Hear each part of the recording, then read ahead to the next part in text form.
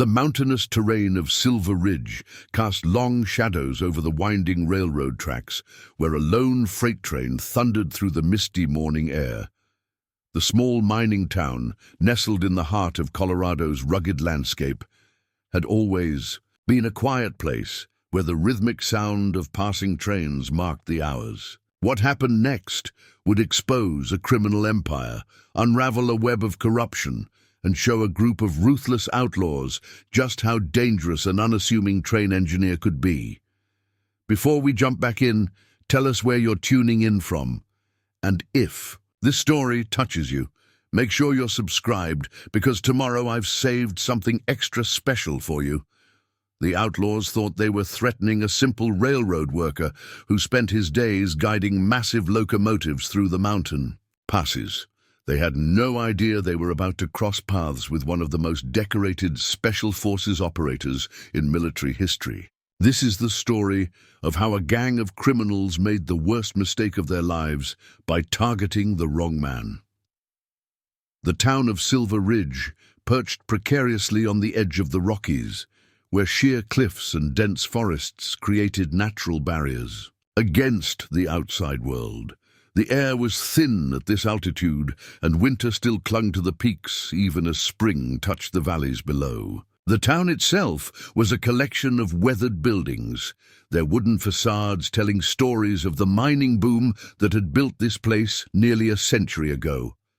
The railroad depot sat at the heart of Silver Ridge, its platforms worn smooth by generations of travelers and workers. Inside, the station master's office hummed with the gentle clicking of telegraph equipment and radio chatter from trains making their way through the treacherous mountain passes. The morning light filtered through dusty windows, catching motes of dust that danced in the air.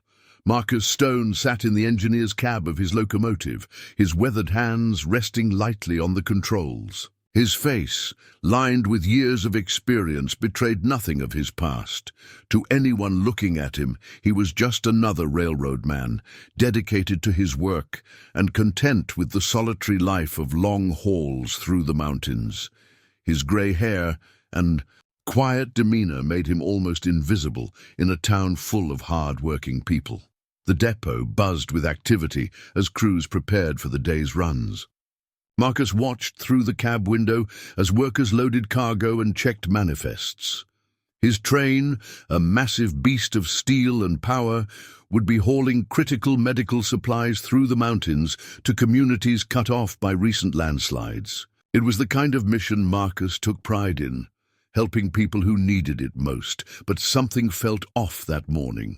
Marcus had spent too many years in combat zones not to recognize the signs. 3 men had been watching the depot since dawn, their leather jackets marking them as members of the Crimson Riders, a motorcycle gang that had been moving into the region. They tried to look casual, but Marcus recognized predators when he saw them.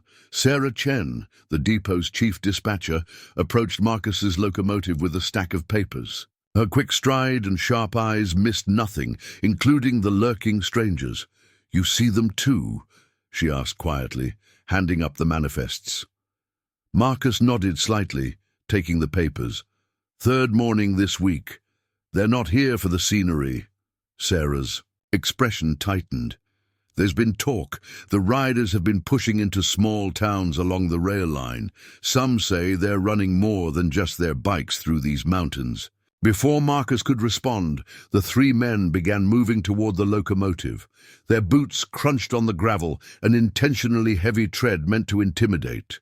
The leader, a tall man with a scarred face and a shock of red hair, stopped. At the base of the cab, "Nice rig you got here, old-timer," the man called up, his voice carrying a mocking edge.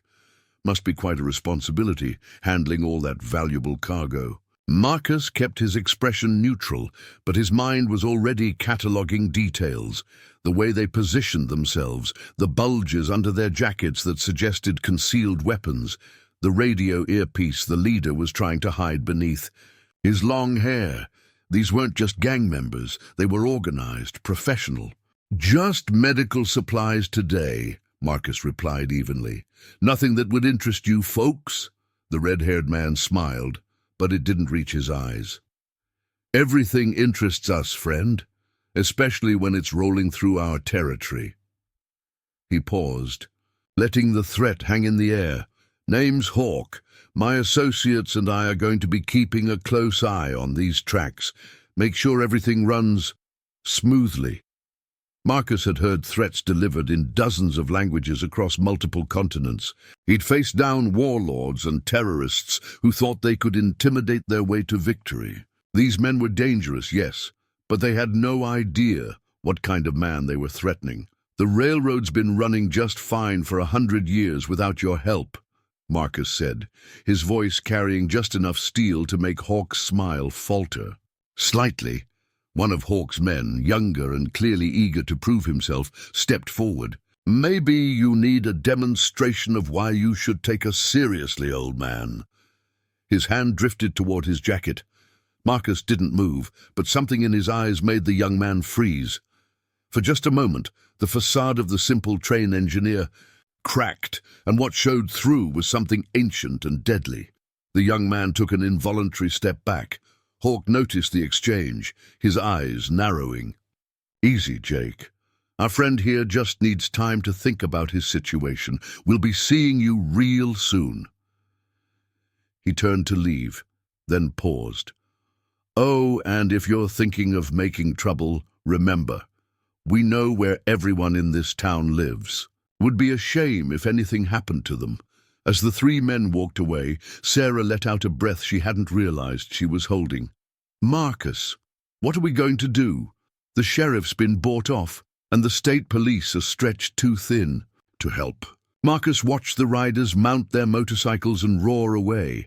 His mind was already working, drawing on years of tactical planning and combat experience. The Crimson Riders had chosen Silver Ridge as their next target, thinking it would be an easy mark.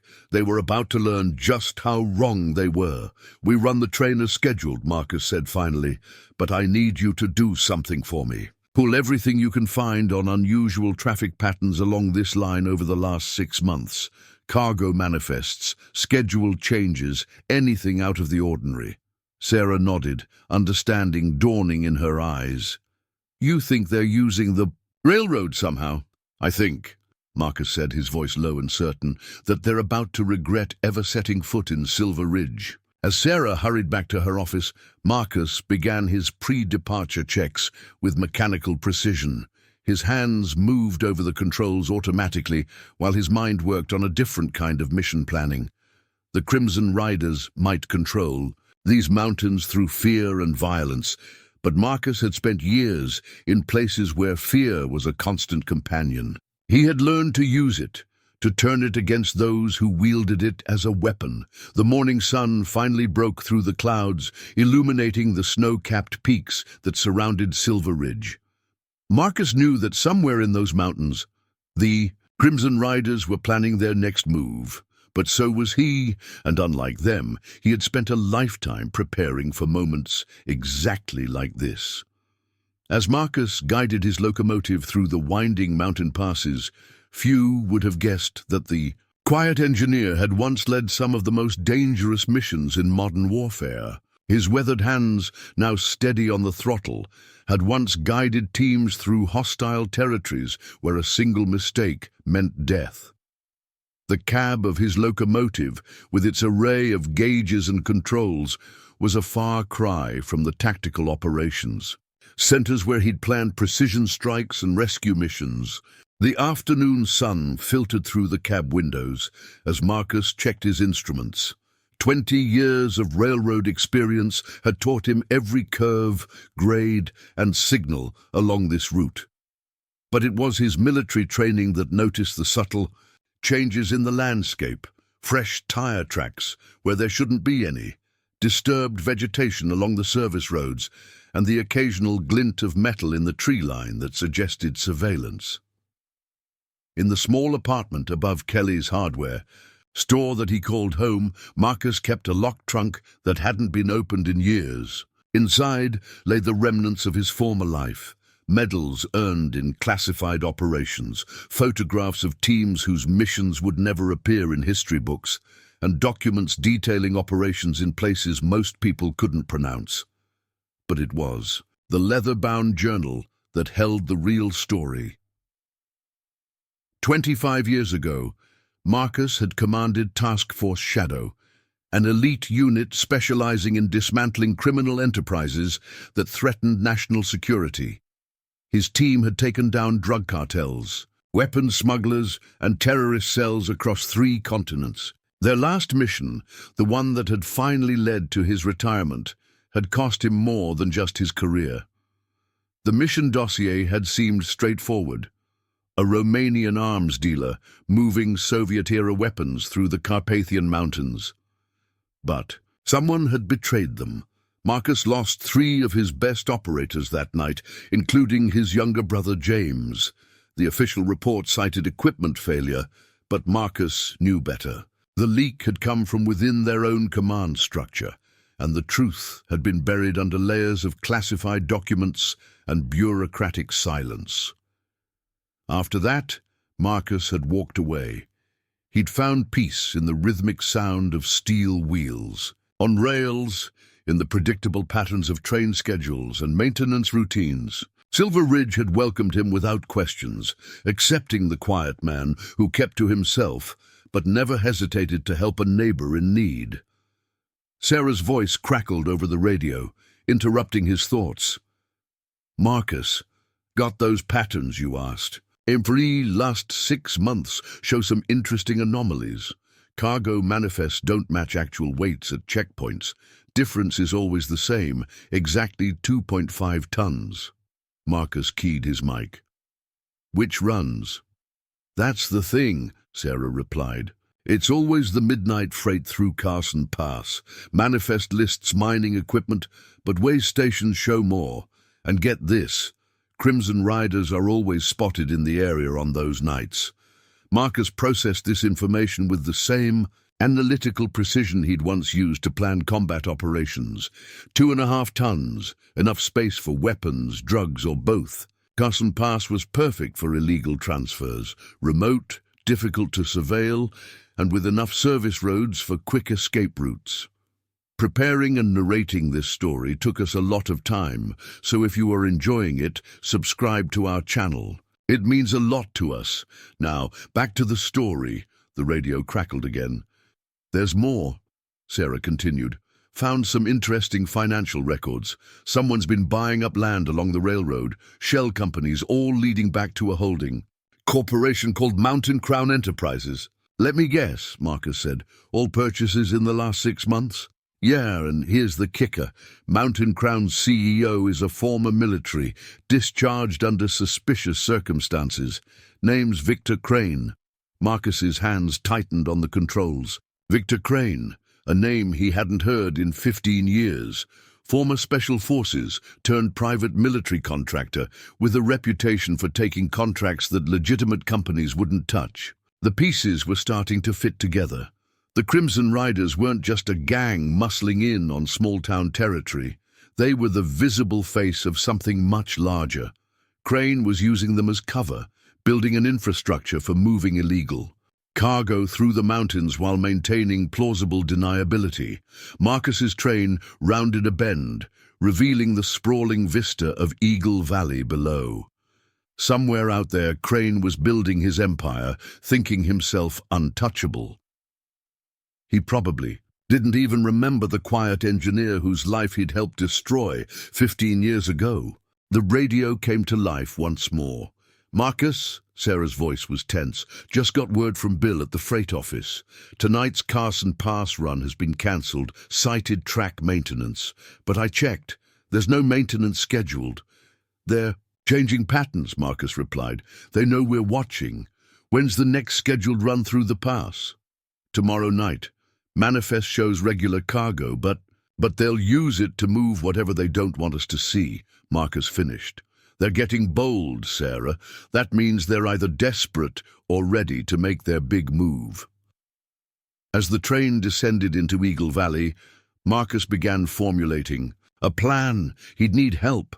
trustworthy people willing to stand against the Crimson Riders. More importantly, he'd need proof of what Crane was doing, evidence that couldn't be buried in classified files or dismissed as coincidence. The locomotive's whistle echoed off the valley walls as Marcus signaled their approach to Millerton Station. The small platform was empty, except for an elderly station master and a couple of railroad workers. But Marcus noticed the black SUV parked just beyond the tree line, its tinted windows concealing whoever was watching the station. They were being surveilled, their movements tracked and recorded. Crane was thorough, Marcus had to give him that. But thoroughness could become predictability, and predictability was a weakness that could be exploited. The weight of his past settled over Marcus as he began the break sequence for Millerton. He had left that life behind, traded violence for peace, but sometimes the world didn't give you that choice. The Crimson Riders had brought war to his home, threatened his community, and awakened something that should have stayed buried. Marcus Stone, the quiet train engineer, had spent years building a new life. But as the sun set behind the mountains, casting long shadows across the tracks, it was Lieutenant Colonel Marcus Stone of Task Force Shadow who began planning for war. The station master at Millerton, old Pete Mackenzie, approached the locomotive as Marcus completed his shutdown sequence. Pete's lined face carried a worry that didn't belong in their usual friendly exchanges. "Got a moment, Marcus?" Pete glanced nervously at the black SUV before climbing into the cab. "Some fellas were asking about you earlier. Said they represented Mountain Crown's security division, wanted to know about your schedule, your routes." Marcus's expression didn't change, but his mind catalogued this new development. "What did you tell them?" "Just the basics. What anyone could find in the public. Records." Pete lowered his voice. "But there's something else. My grandson, Tommy, he works up at Carson Pass Signal Station. Says he's been seeing strange lights up there at night, hearing helicopters when there shouldn't be any flights." The pieces continued, falling into place. Helicopters would explain the weight discrepancies. They could move cargo faster than ground transport, leaving no trace on the mountain roads. The Crimson Riders were just the visible muscle, meant to draw attention away from the real operation. "Keep Tommy away from the pass at night," Marcus advised. "Better if he doesn't see anything else." As Pete climbed down from the cab, Marcus noticed a young woman photographing his train with a professional camera. She wasn't trying to be subtle about it, which meant she was either very brave or very foolish. Her press badge identified her as Rebecca Morrison from the Silver Ridge Gazette. Marcus had seen her articles, sharp investigative pieces about local corruption and environmental concerns. She'd been digging into Mountain Crown's land purchases, asking questions that had earned her warnings from the sheriff's office. The black SUV's engine started, and it pulled away from the tree line. Marcus watched it disappear around the bend, knowing its occupants would report everything they'd seen. Crane would know by nightfall that his people were asking questions, that the quiet engineer he'd dismissed years ago was still a factor to consider. In his apartment that evening, Marcus finally opened the locked trunk. The familiar weight of his combat knife felt strange after so many years. He wasn't the same man who had led Task Force Shadow, but perhaps that was an advantage. His enemies would be looking for the soldier he had been, not the strategist he had become. The setting sun painted his windows in shades of orange and red as Marcus began making calls to old contacts, people who owed him favors from another life. He would need equipment, intelligence, and most importantly, a team he could trust. The mountains had taught him patience, how to wait for the right moment to strike. Tomorrow night's Carson Pass run would be Crane's next move, but it wouldn't be his last. The real question was how far up the chain the corruption went and who else might be involved in Mountain Crown's operation. Marcus had learned the hard way that enemies weren't always where you expected to find them. As darkness settled over Silver Ridge, Marcus Stone, engineer, soldier, and Hunter began laying the groundwork for a battle that would shake these mountains to their core. Dawn broke over Silver Ridge as Marcus completed his equipment check at the depot. The morning freight would be carrying essential medical supplies through Black Hawk Tunnel, a treacherous stretch where the tracks hugged sheer cliff faces. He'd run this route hundreds of times, but today felt different. The air crackled with tension. Rebecca Morrison, the journalist he'd spotted at Millerton, was waiting on the platform. Her camera hung around her neck, but it was the notebook in her hand that concerned Marcus. Reporters asking questions had a way of complicating operations. "Mr. Stone," she called out, approaching the locomotive. "Rebecca Morrison, Silver Ridge Gazette. Got a minute?" Marcus continued his inspection, keeping his movements deliberate. "Running behind schedule, Miss Morrison." "Won't take long." She fell into step beside him. 3 train robberies in the past month, all on remote stretches. Railroad claims they're isolated incidents, but my sources say the Crimson Riders are involved. "Sounds like something for the sheriff's office," Marcus replied, checking the coupling mechanisms. Rebecca's laugh was sharp. "Sheriff Mason, the same man who dismissed the disappearance of 2 environmental inspectors last week? The one who keeps losing paperwork related to Mountain Crown's land deals?" Before Marcus could respond, the rumble of motorcycles cut through the morning quiet. A dozen Crimson Riders rolled into the depot yard, their chrome gleaming in the early light. Hawk led them, his scarred face twisted in a predatory grin. "Well, well," Hawk called out, dismounting. "The old-timer's got himself a girlfriend." His men spread out, creating a loose semicircle around Marcus and Rebecca. The depot workers quickly found reasons to be elsewhere, leaving the platform deserted. Marcus shifted slightly, positioning himself between Rebecca and the riders. "Clear. Out," Marcus said, his voice carrying the kind of authority that made 2 of the younger riders take involuntary steps back. "This is a restricted area." Hawk's grin widened. "Restricted? Nah, old man, nothing's restricted to us anymore. In fact," he pulled out a folded document, "just got word from the Mountain Crown Board of Directors. They're conducting a security audit of all rail operations.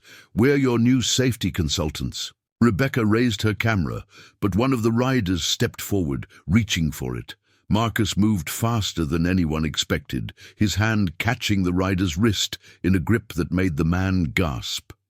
"The lady's press credentials are in order," Marcus said quietly. "Touch her camera and we'll have a problem." The rider tried to pull away, but Marcus's grip was like iron. Hawk's expression darkened.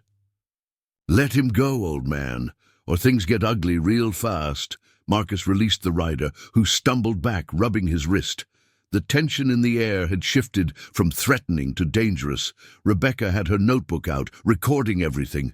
"You got some training there, Pops," Hawk observed, his voice losing its mocking edge.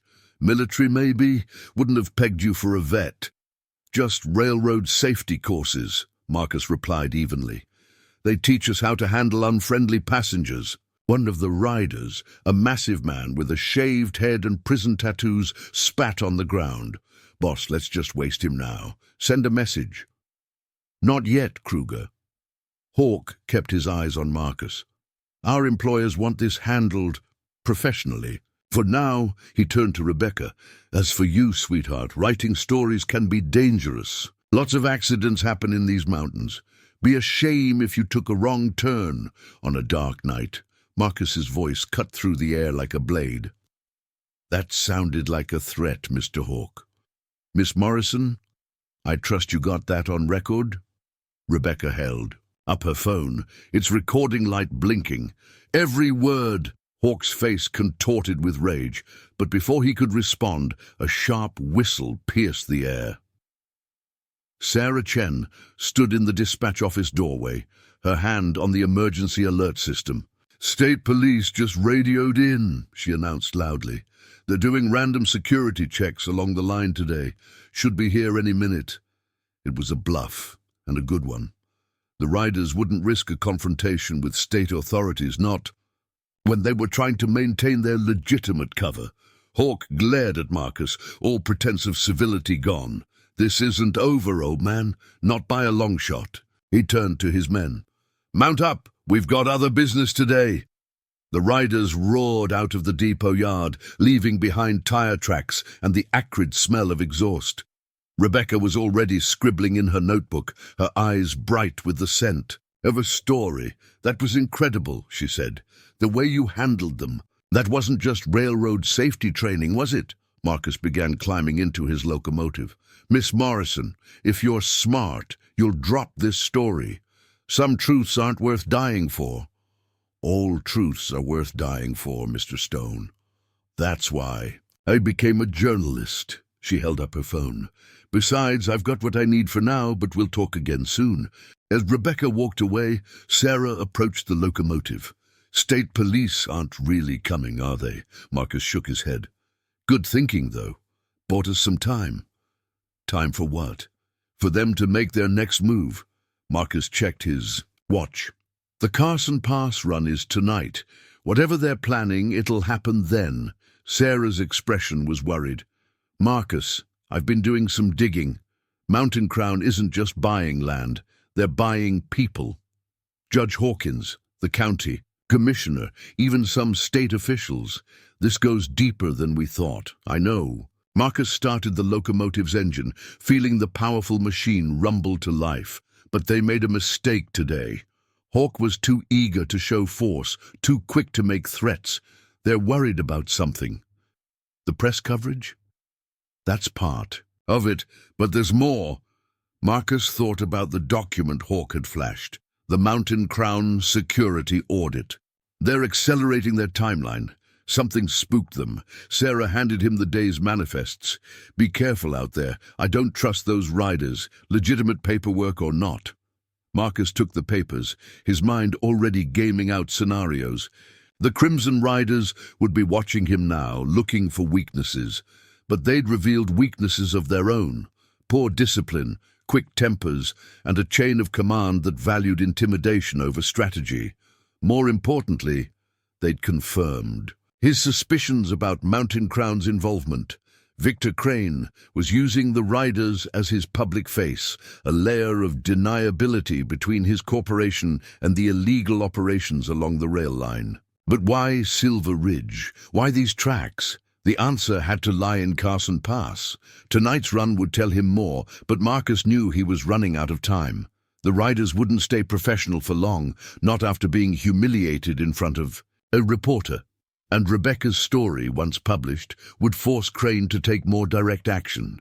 As the locomotive pulled out of the depot, Marcus spotted the black SUV from yesterday, parked in the same spot. They weren't even trying to hide their surveillance anymore. That meant they were confident or desperate. Either way, the game was changing. The next move would determine whether Silver Ridge became another conquered territory in Crane's empire, or the place where his operation finally unraveled. The mountain peaks loomed ahead, their shadows stretching across the valley like nature's warning signs. Somewhere up there, Marcus knew Crane's real operation was waiting. The Crimson Riders were just the beginning. The real war hadn't even started yet. The radio crackled to life. "Marcus, dispatch here.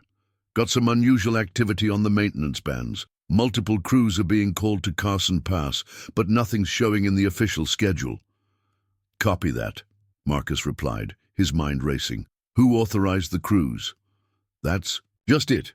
Authorization codes trace back to Mountain Crown's corporate office. They're bypassing standard protocols." Marcus checked his gauges, more out of habit than necessity. "Keep monitoring those frequencies. Record everything."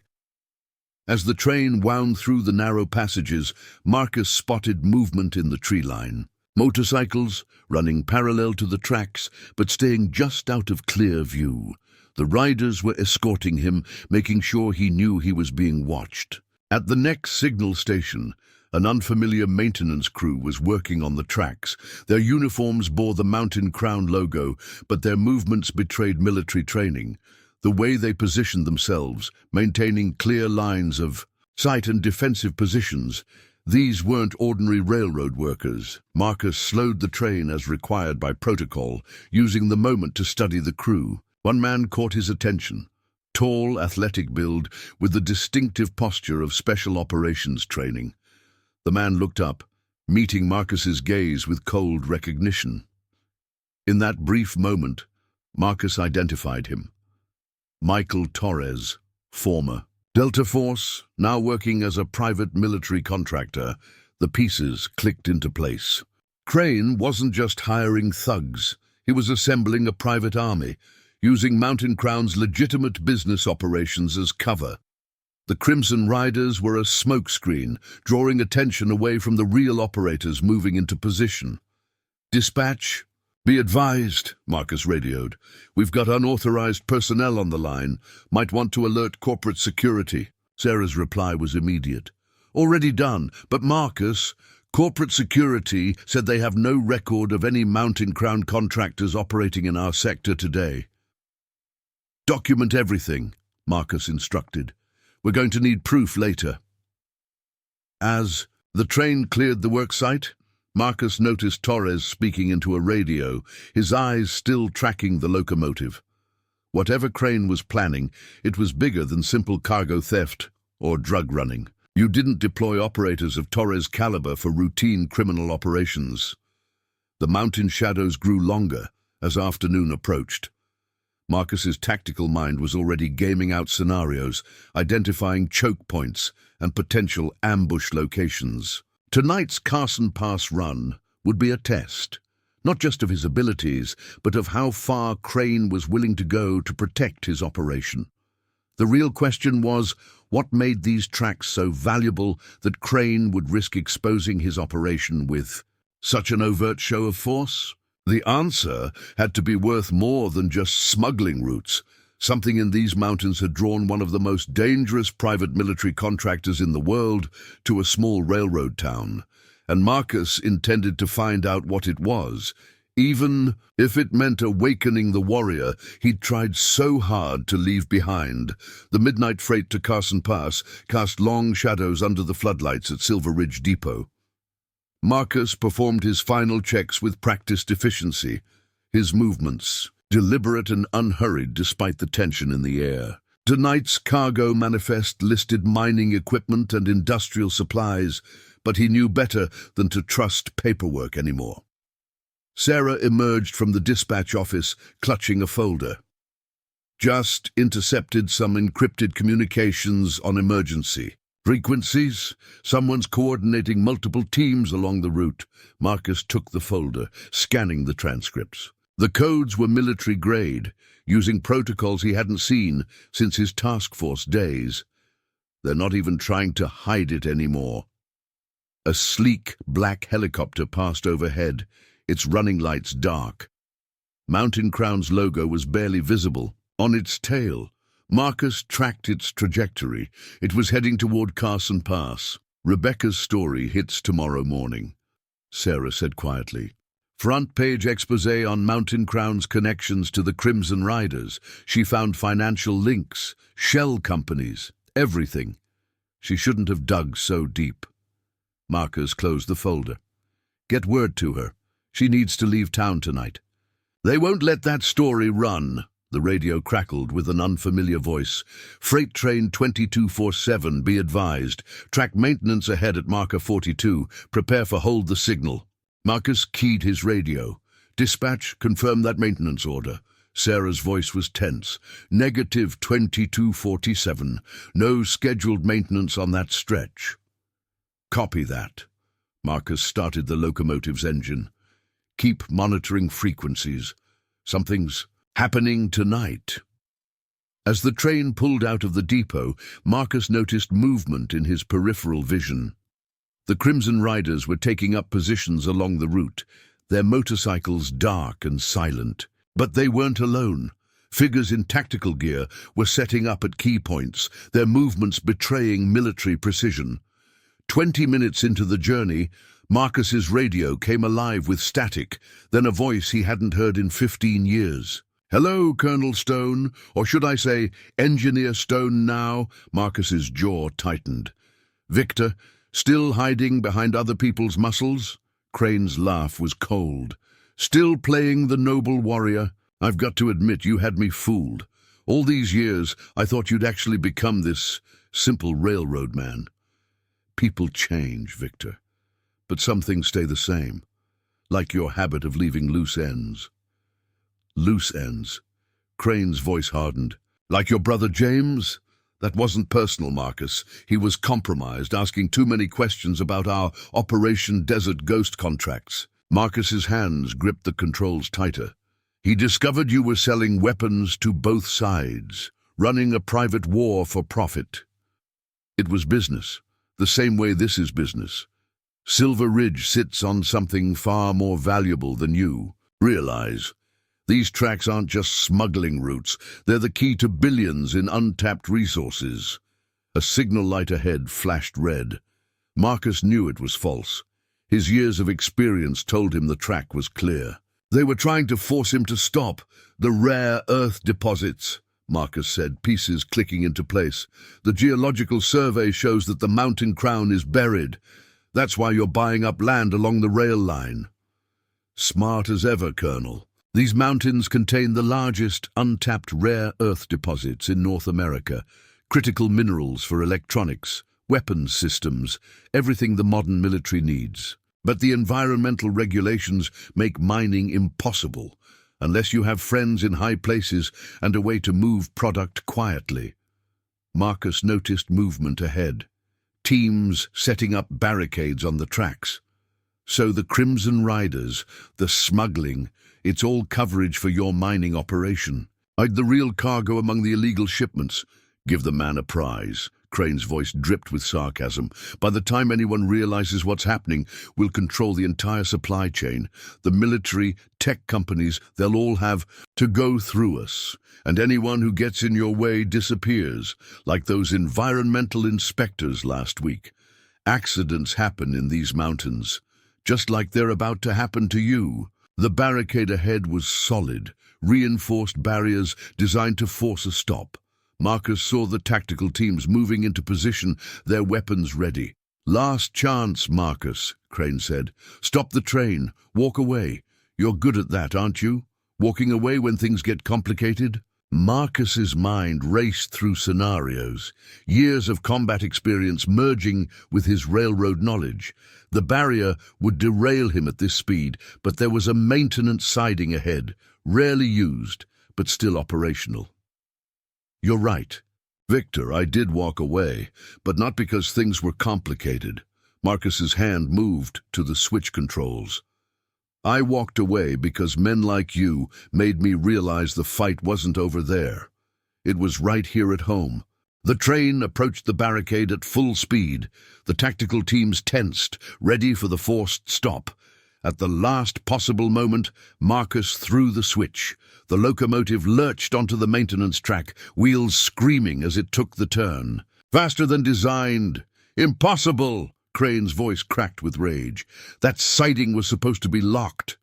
Rule number 1 of railroad work, Marcus replied calmly. Always carry a master key. The train thundered past the ambush position, leaving Crane's men shooting uselessly at reinforced steel. But Marcus knew this was just the beginning.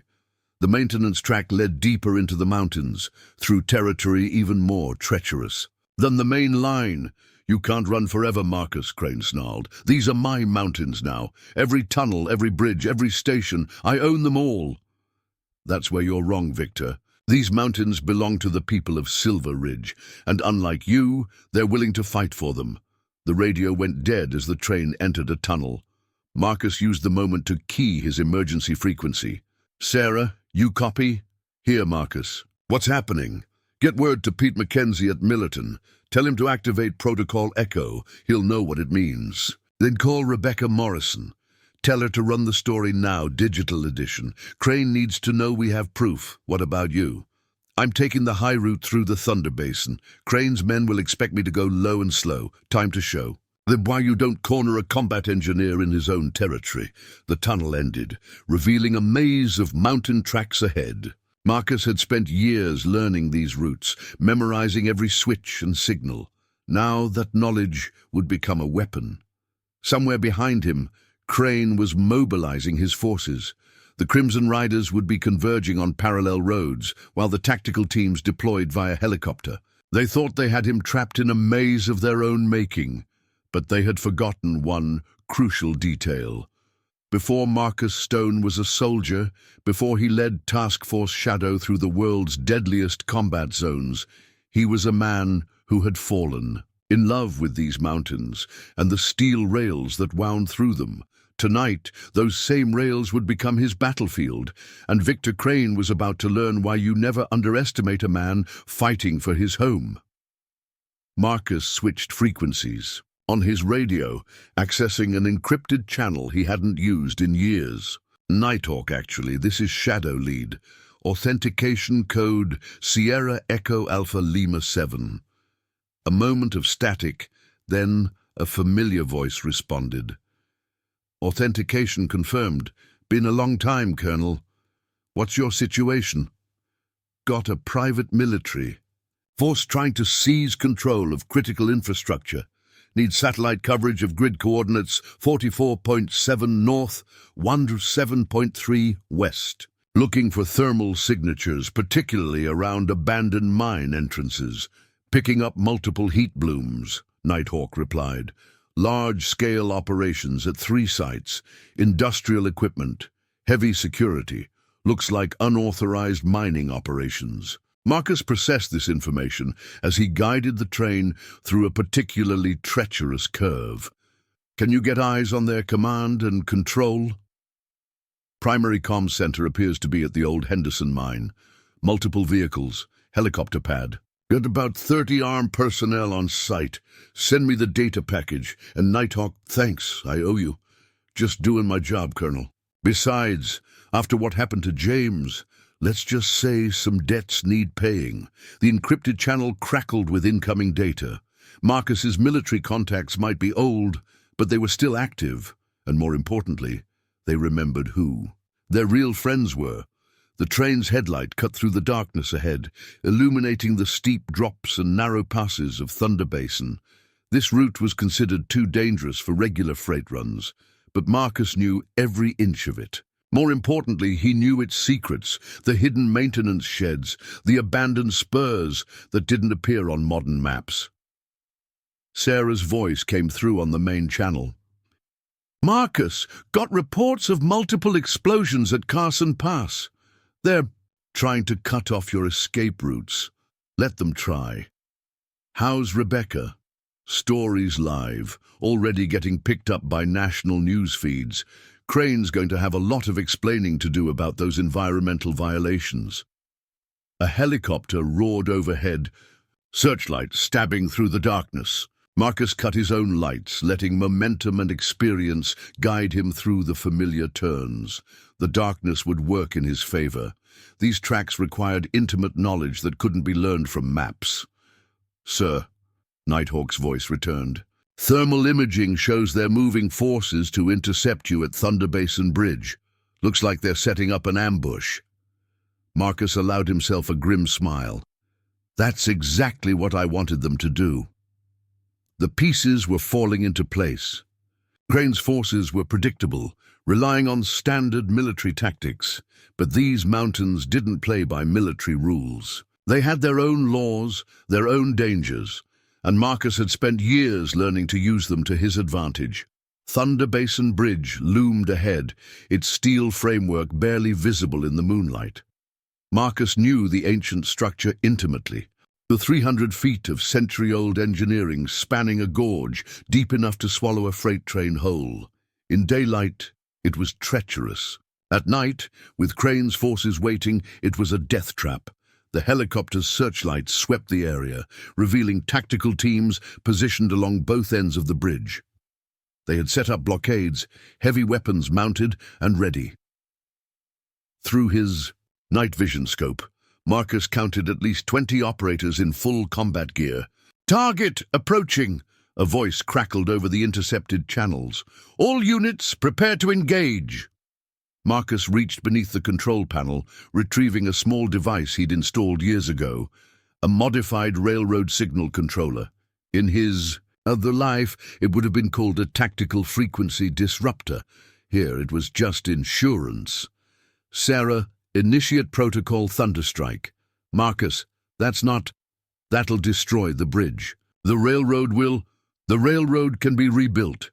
Crane can't be allowed to control these mountains. The train's headlight illuminated the bridge's entrance. Marcus could see Torres himself commanding the blockade, his rifle raised. The helicopter circled lower, positioning for a clear shot. Last warning, Stone. Crane's voice filled the cab. Stop now, or we drop you into that gorge. Marcus activated the disruptor. Immediately, the helicopter's searchlight wavered as its systems were scrambled.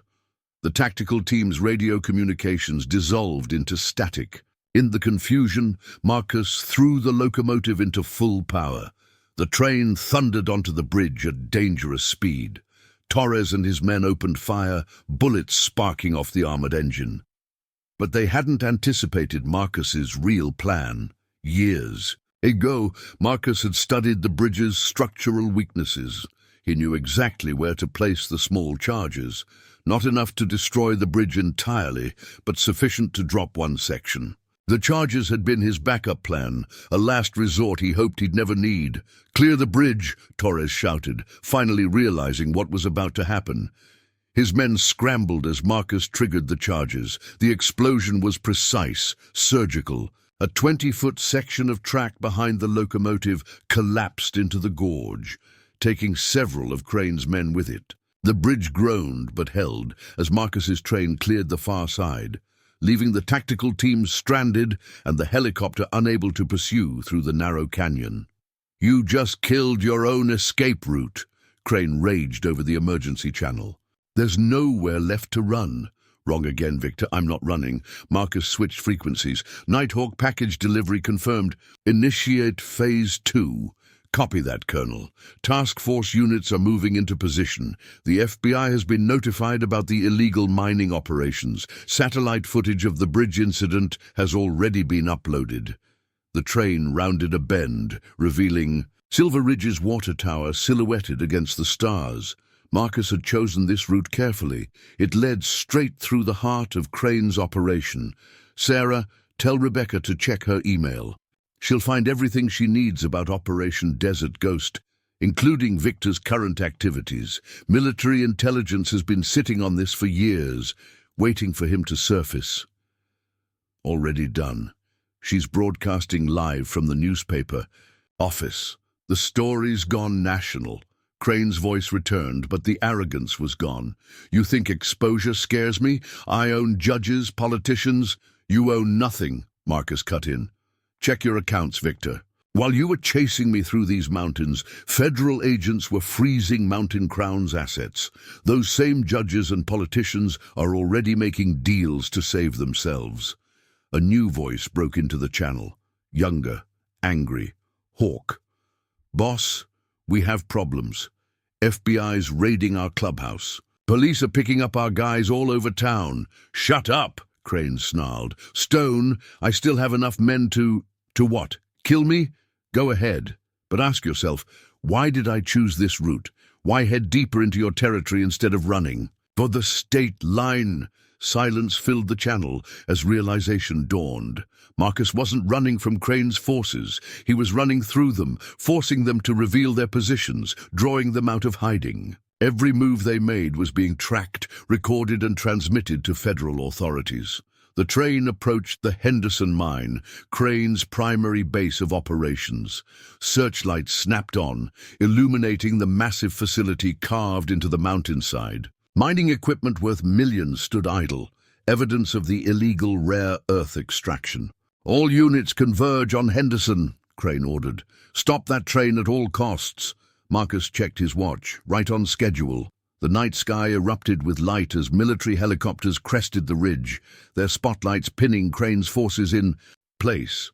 FBI SWAT teams rappelled from the aircraft, while state police vehicles emerged from hidden positions along the access roads. This is the FBI, a voice boomed over loudspeakers. The facility is surrounded. All Mountain Crown personnel, lay down your weapons and surrender. Chaos erupted at the mine entrance. Some of Crane's men tried to fight, but they were quickly overwhelmed. The Crimson Riders scattered into the mountains, only to find their escape routes blocked by state police. "It's over, Victor," Marcus said quietly. "The mission you tried to bury 15 years ago, it never ended. We just needed you to get sloppy, to think you were untouchable." Through his scope, Marcus watched as FBI agents led a handcuffed Crane from the mine's command center. The man's expensive suit was covered in dust, his face twisted with rage. "Colonel Stone," Nighthawk's voice returned. "Task Force confirms all primary targets secured. Mountain Crown's domestic and international accounts are frozen. We're finding connections to weapons trafficking, illegal mining operations across 3 continents." The train slowed as it approached the mine complex. Marcus had one more decision to make. The authorities had Crane, but Torres was still unaccounted. A 4. And somewhere in the command center's computers was evidence of who really gave the order to kill James 15 years ago. Sarah's voice crackled through the radio. "Marcus, you okay?" He looked at the mine entrance, where FBI agents were already setting up a command post. Beyond them, the first light of dawn was touching the mountain peaks. These mountains had been his refuge, his escape from a life of violence and secrets. Now they had become his battlefield once again. "I'm fine," he replied, "but there's one more thing I need to do." The locomotive's brakes hissed as Marcus brought it to a stop.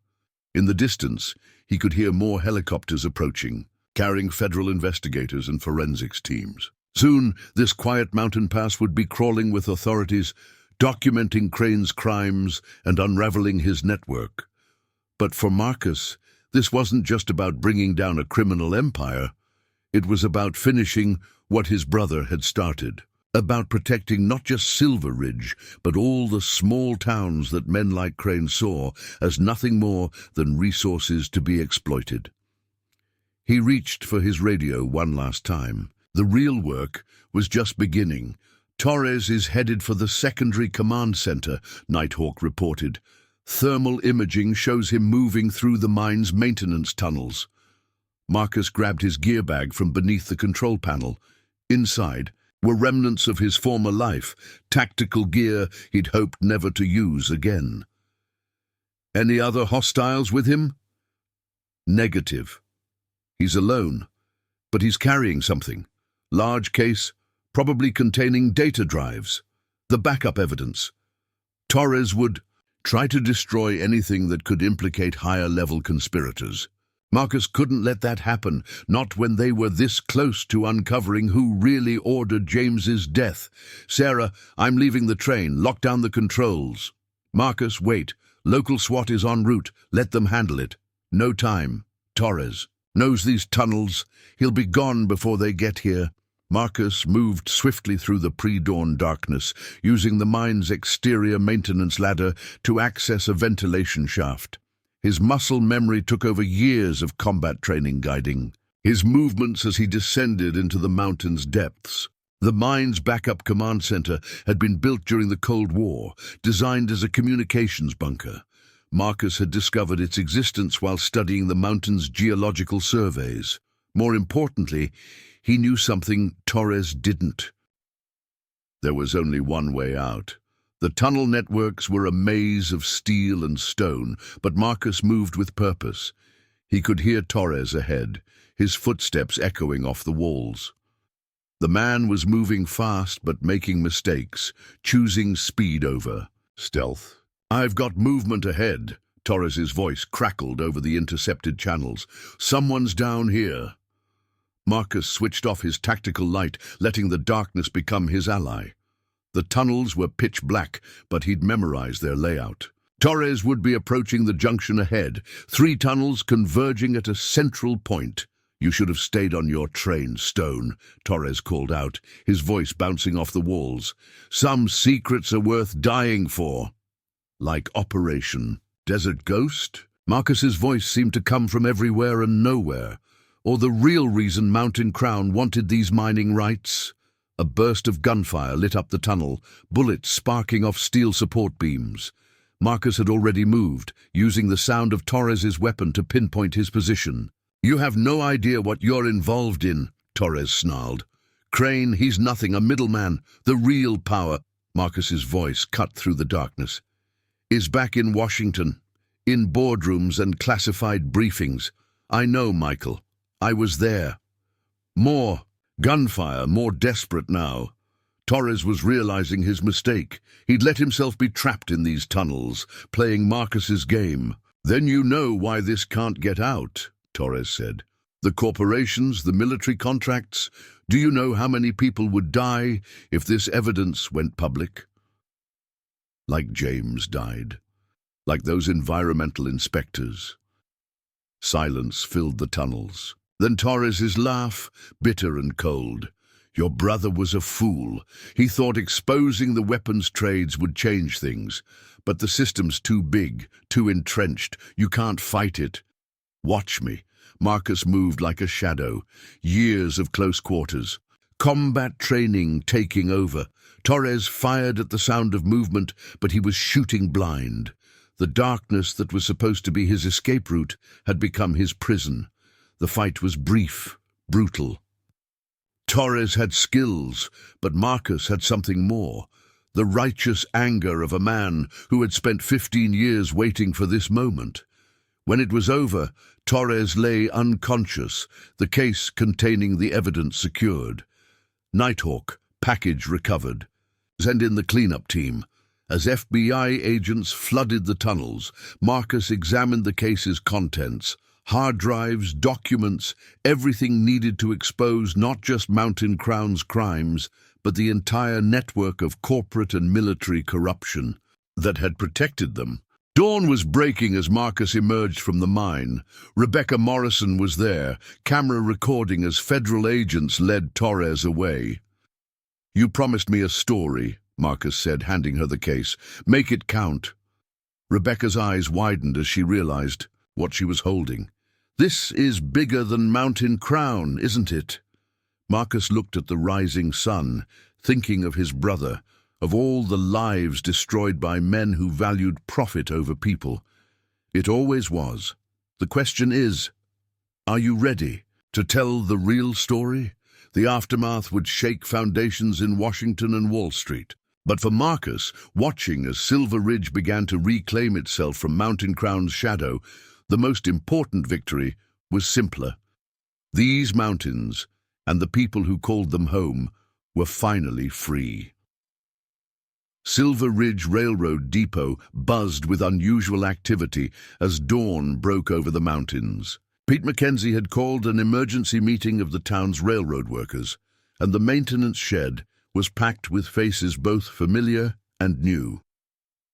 Marcus stood at the front, studying the group before him. These weren't soldiers or trained operatives. They were conductors, signal operators, track maintenance crews, and dispatchers. But they were about to become something more. "Mountain Crown's operation goes deeper than we thought," Marcus began, his voice carrying to every corner of the shed. "They've got specialized teams moving into position all along the line. The Crimson Riders were just the beginning." He unrolled a detailed map of the rail system across the maintenance table.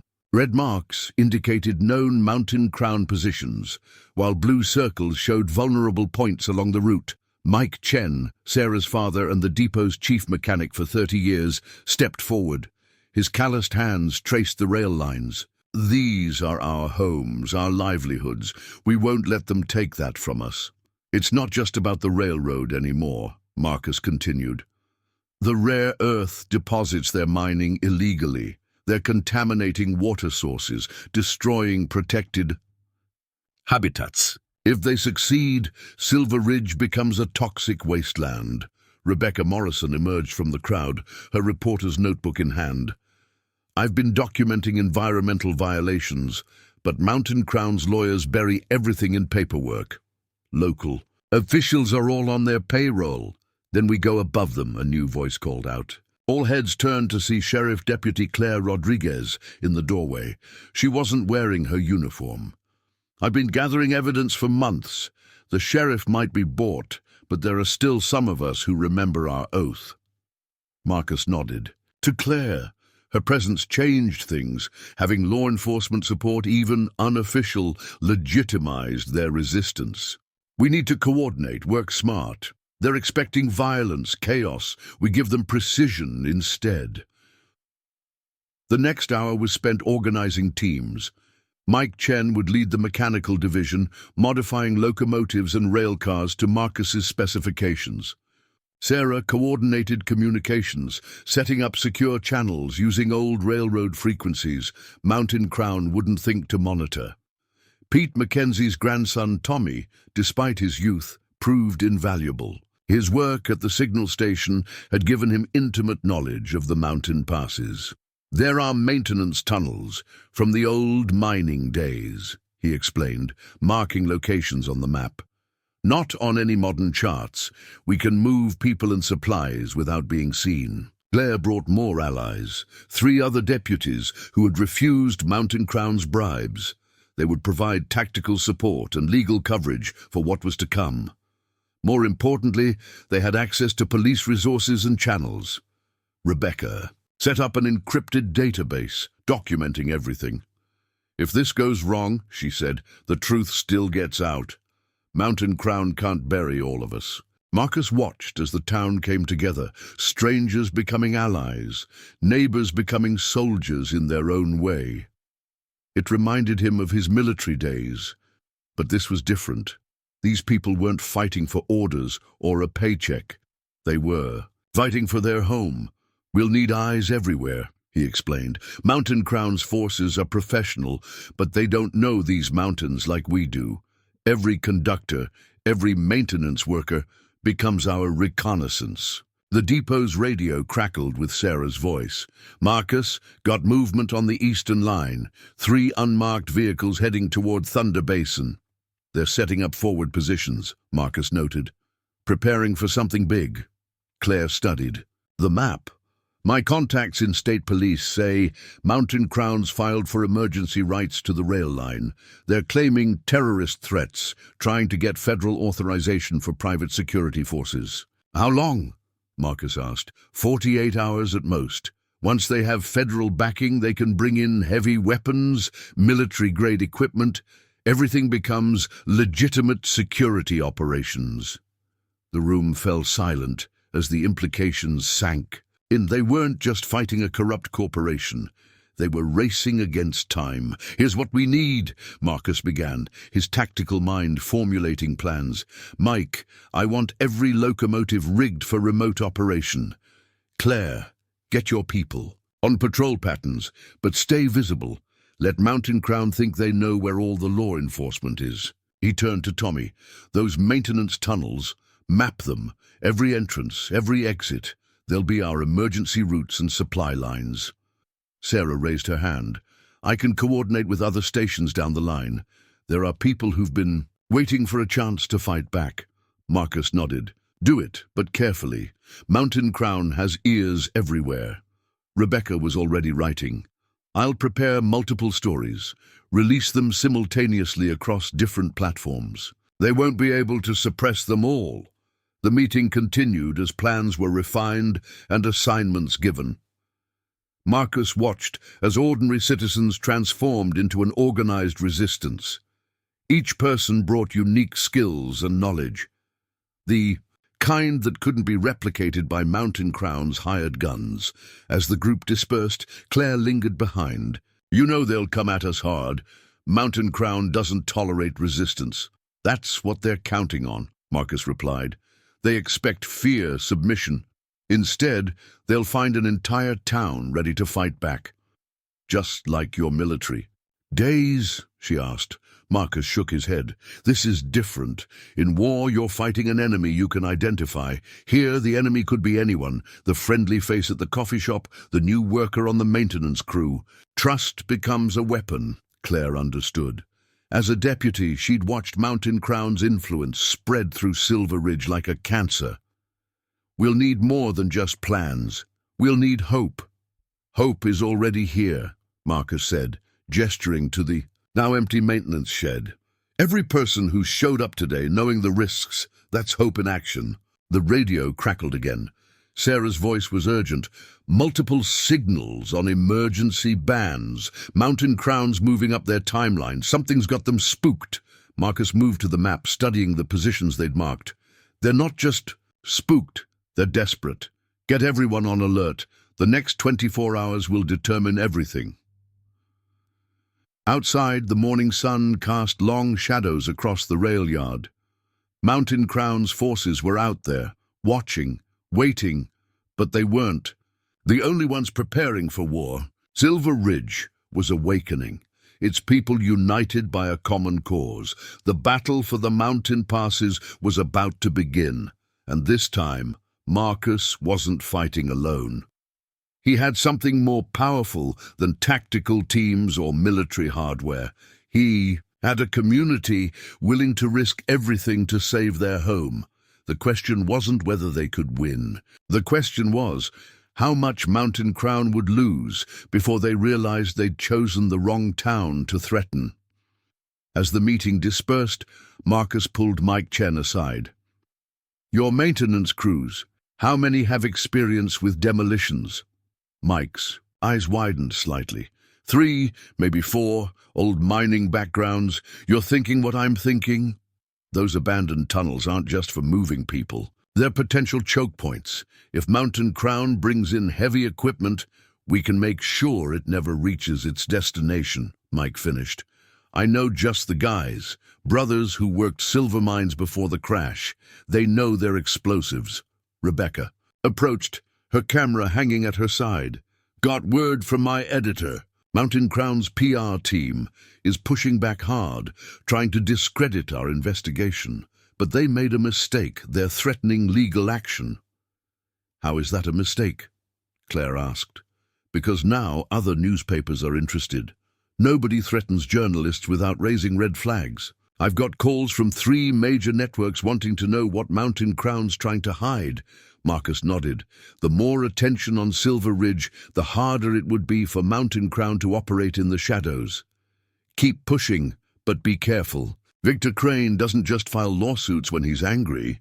Sarah's voice came through on a handheld radio. "Marcus, you need to see this. Satellite footage just came in from your Nighthawk contact." The group gathered around a laptop as Sarah played the footage. It showed massive excavation equipment being loaded onto flatbed trucks, military-grade machinery designed for rapid mining operations. "They're not just mining anymore," Marcus observed. "They're stripping the mountains bare. This is a smash-and-grab operation now." "How long before they reach the water table?" Mike asked. "At this rate, days, maybe hours. Once they breach it, the contamination spreads throughout the entire valley system." Claire checked her weapon, a habit from years of police work. "Then we move now. My deputies can—" "No," Marcus cut in. "Not yet. Mountain Crown is expecting resistance. They want us to react emotionally, give them an excuse to bring in more forces." He studied the satellite footage. "We hit them where they're not looking. The rail line isn't just our battlefield, it's our weapon." The group worked late into the night, finalizing plans and positioning resources. Every person had a role, every location, a purpose. Mountain Crown thought they were facing a simple town resistance. They were about to learn how dangerous a united community could be. Dawn would bring the next phase of the battle for Silver Ridge, and this time the mountain passes would reveal their true defenders. The midnight freight rumbled through Eagle Canyon, its headlight cutting through a thick mountain fog. Marcus watched the terrain through night vision goggles, tracking multiple heat signatures moving parallel to the tracks. Mountain Crown's forces had taken the bait, concentrating their teams along the main line. "Echo team in position," Claire's voice whispered through his encrypted radio. Her deputies had set up along the ridgeline, using the old mining trails Marcus had identified. "Copy that," Marcus replied. "Wait for my signal." Mike Chen's maintenance crews had worked miracles over the past 24 hours, modifying key sections of track with remote-controlled switches. More importantly, they'd rigged the abandoned tunnels with sophisticated sensor systems, giving them eyes throughout the mountain. Sarah's voice crackled through the command frequency.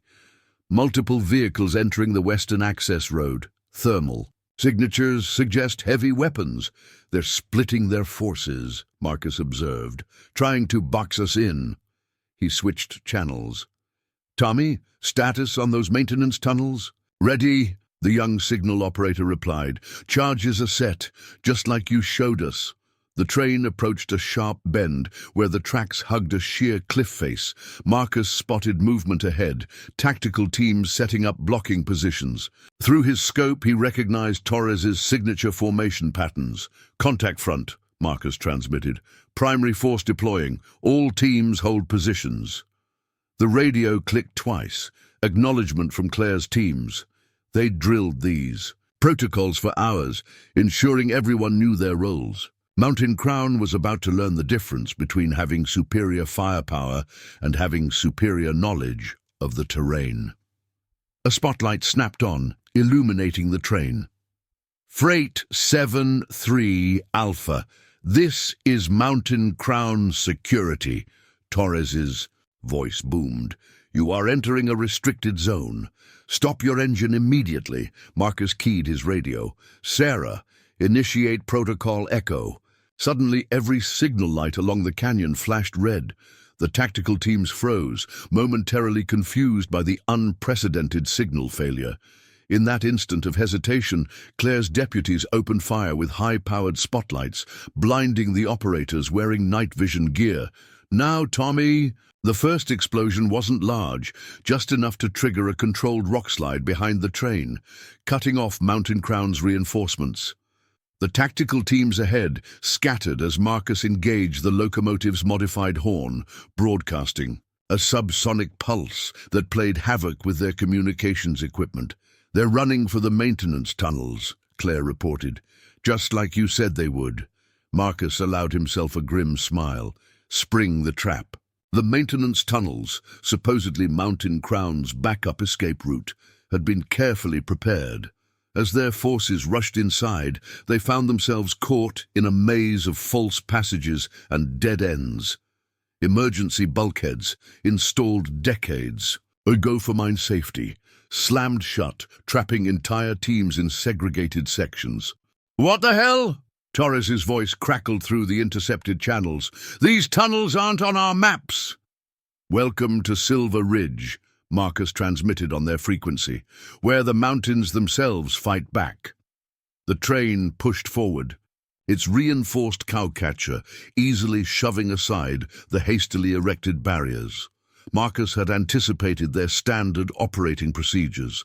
They'd focused on stopping the train without considering that it might be specifically equipped to break through. All units fall back to secondary positions, Torres ordered. But it was too late. Claire's teams had already moved to higher ground, using their knowledge of the terrain to outflank Mountain Crown's forces. The professional operators found themselves caught between the advancing train and precise suppressing fire from the ridgeline. Echo team, light them up, Marcus commanded. Magnesium flares ignited along the canyon walls, eliminating shadows and exposing Mountain Crown's positions. The tactical teams, trained for stealth and darkness, were suddenly vulnerable in the harsh light. Sarah's voice cut through the chaos. Marcus, we've got incoming. 3 helicopters approaching from the east. Right on schedule, Marcus replied. Tommy, activate the corridor protocols. The young signal operator initiated a sequence they'd prepared carefully. Emergency lighting arrays, normally used for rescue operations, blazed to life throughout the canyon. The helicopter pilots, flying low and fast, were suddenly blinded by precisely aimed spotlights. This is impossible, one pilot transmitted. We're getting signal interference. Autopilot is going haywire. The electronic warfare package Marcus had installed along the rail line was doing its job, playing havoc with Mountain Crown's aviation electronics. The helicopters were forced to pull back, unable to provide the close air support Torres had counted on. You're not just fighting one man anymore, Marcus broadcast to the Mountain Crown forces. You're fighting an entire town.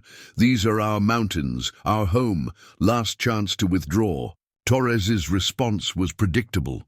A barrage of automatic weapons fire that sparked harmlessly off the locomotive's armored shell. Marcus had anticipated this too, which was why the train's cargo containers were empty, their weight replaced by ballistic shielding. "Claire, execute Phase 2, Marcus ordered. The deputies launched a coordinated advance, using pre-positioned smoke grenades to create confusion among Mountain Crown's forces. The tactical teams, their night vision equipment useless, and their communications disrupted, began to fall back in disarray. "They're retreating towards Sector 7, Sarah reported. "Perfect." Marcus switched frequencies. "Mike, they're all yours." Mike Chen's maintenance crews had prepared a special surprise in Sector 7. As Mountain Crown's forces fell back, they triggered hidden pressure plates. Suddenly, the ground beneath their feet began to shift as carefully engineered sinkholes opened up, trapping vehicles and forcing operators to abandon their heavy equipment. "This is the Sierra team," one of Mountain Crown's commanders shouted. "We need immediate evac. The whole area's unstable." Marcus watched through his tactical scope as Torres tried to rally his men, but the damage was done. Their carefully planned ambush had turned into a complete rout, with professional operators running from what they'd assumed would be an easy target. "Sir?" Sarah's voice carried a note of triumph. "Mountain Crown forces are withdrawing from all sectors. Claire's teams are securing the abandoned equipment." The train rolled to a stop at the canyon's exit, its powerful headlight illuminating the aftermath of the battle. The night's operation had achieved everything they'd planned, demonstrating that Silver Ridge wouldn't be an easy conquest while preserving their own strength for the bigger fights to come. "All teams, initiate cleanup protocols," Marcus ordered. "Strip any useful equipment and fall back to secondary positions. Mountain Crown will regroup and try again, but now they know what they're really facing." As the adrenaline of battle faded, Marcus reflected on how different this fight was from his military days. These weren't trained soldiers executing complex battle plans. They were ordinary people, defending their home with courage, ingenuity, and an intimate knowledge of the land they loved. The radio crackled one last time, Torres's voice tight with fury. "This isn't over, Stone. You've just made things worse for everyone in Silver Ridge." "No, Michael," Marcus replied calmly. "We've just shown you what happens when you threaten a community that stands together. And we're just getting started." Dawn was approaching as the train rolled back into Silver Ridge Depot. The first major battle had been won, but Marcus knew the war was far from over. Mountain Crown wouldn't take this defeat lightly. They would return with more forces, more equipment, and an even greater determination to crush any resistance. But now Silver Ridge had something it hadn't had before: hope. They'd proven that even the most professional military force could be defeated by a united community fighting for its survival. The real question was, how far would Mountain Crown go to regain control, and what price would Silver Ridge have to pay for its defiance? Marcus gathered his core team in the depot's secure room. Rebecca was already documenting the night's events, while Claire's deputies catalogued the abandoned Mountain Crown equipment. "They'll adapt their tactics," Marcus explained, marking new positions on the map. "Next time they'll avoid the tunnels, probably try a direct assault using their federal security clearance as cover." Mike Chen examined the captured gear. "Some of this equipment, it's not just tactical. They've got geological survey tools, ground-penetrating radar. They're mapping something under the mountains. The rare earth deposits go deeper than we thought," Rebecca added, showing satellite thermal images. "These readings suggest massive underground formations, way more valuable than initial surveys indicated." Sarah pulled up intercepted communications. "They're bringing in something called Project Phoenix. Whatever it is, they're clearing civilian contractors from the area. Marcus recognized the code name from his military days. Phoenix was a classified mining operation designed to extract strategic materials in hostile territory. If they're deploying that here, they're done playing nice, Claire finished. This becomes a military operation under the guise of national security. Tommy burst into the room, out of breath. Signal interference on all channels. They're deploying signal jammers along the ridgeline. Professional stuff. The implications were clear. Mountain Crown was shifting from containment to full offensive operations. The battle for Eagle Canyon had just raised the stakes exponentially. We've got maybe 12 hours, Marcus calculated. Everyone get some rest. Tomorrow we will show them what these mountains can really do. The war for Silver Ridge was entering a new phase, and the next battle would determine everything. Project Phoenix arrived under cover of darkness. Marcus watched from the depot's observation tower as a convoy of unmarked military vehicles rolled into the Mountain Crown compound. These weren't ordinary security contractors. Their movements, their equipment, everything screamed black ops. Getting readings from the new equipment, Sarah reported, monitoring the specialized sensors they'd placed around town. Ground penetrating. Radar, seismic mapping arrays. Whatever they're looking for, it's deep. Marcus studied the thermal imagery. The new arrivals moved with military precision, setting up a perimeter that transformed the mining site into a fortified compound. But it was the massive drilling platform being assembled that caught his attention. That's not standard mining equipment, Claire observed, lowering her binoculars. Looks like something from an offshore oil rig. Because that's exactly what it is, Marcus explained. Phoenix was designed to extract resources in denied areas, places where conventional mining isn't possible or legal. They're going to punch straight through the mountain. Rebecca's camera clicked rapidly, documenting everything. The environmental impact would be catastrophic. One mistake, and they could collapse the entire aquifer system. The radio crackled, with an unfamiliar voice. Cold, professional, carrying the unmistakable authority of someone used to commanding special operations. Attention Silver Ridge. This is Colonel Harrison of Mountain Crown Special Security Division. As of 0600 hours, this area is under federal emergency resource protection. All civilian traffic within 5 miles of designated extraction sites is hereby restricted. Marcus's jaw tightened. Richard Harrison, another ghost from his past. They'd served together in special forces before Harrison went private sector, specializing in resource acquisition for corporations that operated in legal gray areas. They're not just after the rare earth deposits, Marcus realized. This is about something bigger. Mike Chen burst into the observation room, clutching geological surveys. Found something in the old mining records. In 1962, a survey team discovered what they thought was a massive uranium deposit. Government classified the findings, shut down. All private mining operations. But it wasn't uranium, Marcus finished, pieces clicking into place. The radiation signatures were similar, but they were picking up something else, something more valuable. Sarah pulled up satellite data on her laptop. These energy readings, they're off the charts. Whatever's down there, it's not on any periodic table I've ever seen. The implications were staggering. Mountain Crown wasn't just strip mining for rare earth elements. They were after something that could rewrite the rules of modern industry and warfare. Harrison's voice returned, this time directed specifically at the depot. Marcus Stone. Did you really think your little resistance would go unnoticed? I've got 3 mechanized companies with full air support standing by. Don't make this harder than it needs to be. Marcus keyed his radio. This isn't some third world resource grab, Richard.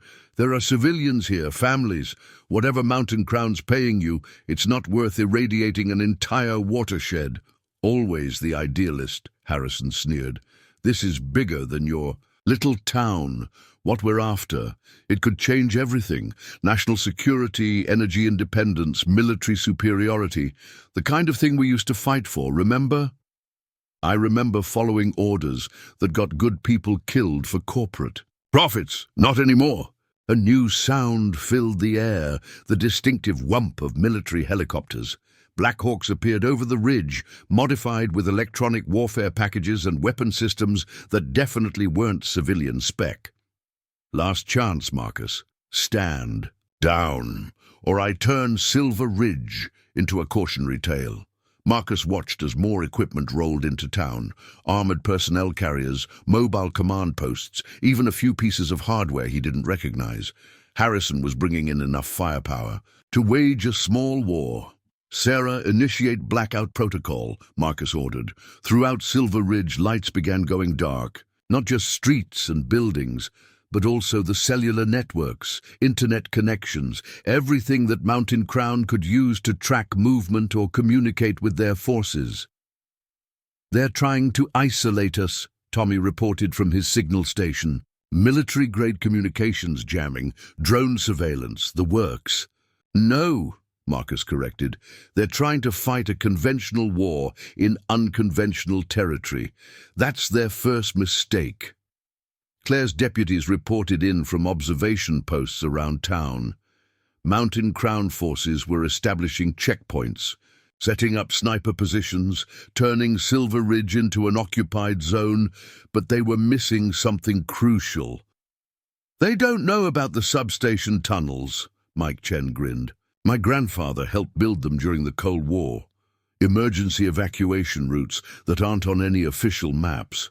Marcus spread out a detailed topographical map. "Harrison thinks he's fighting a military campaign. He's brought in heavy weapons, air support, everything by the book.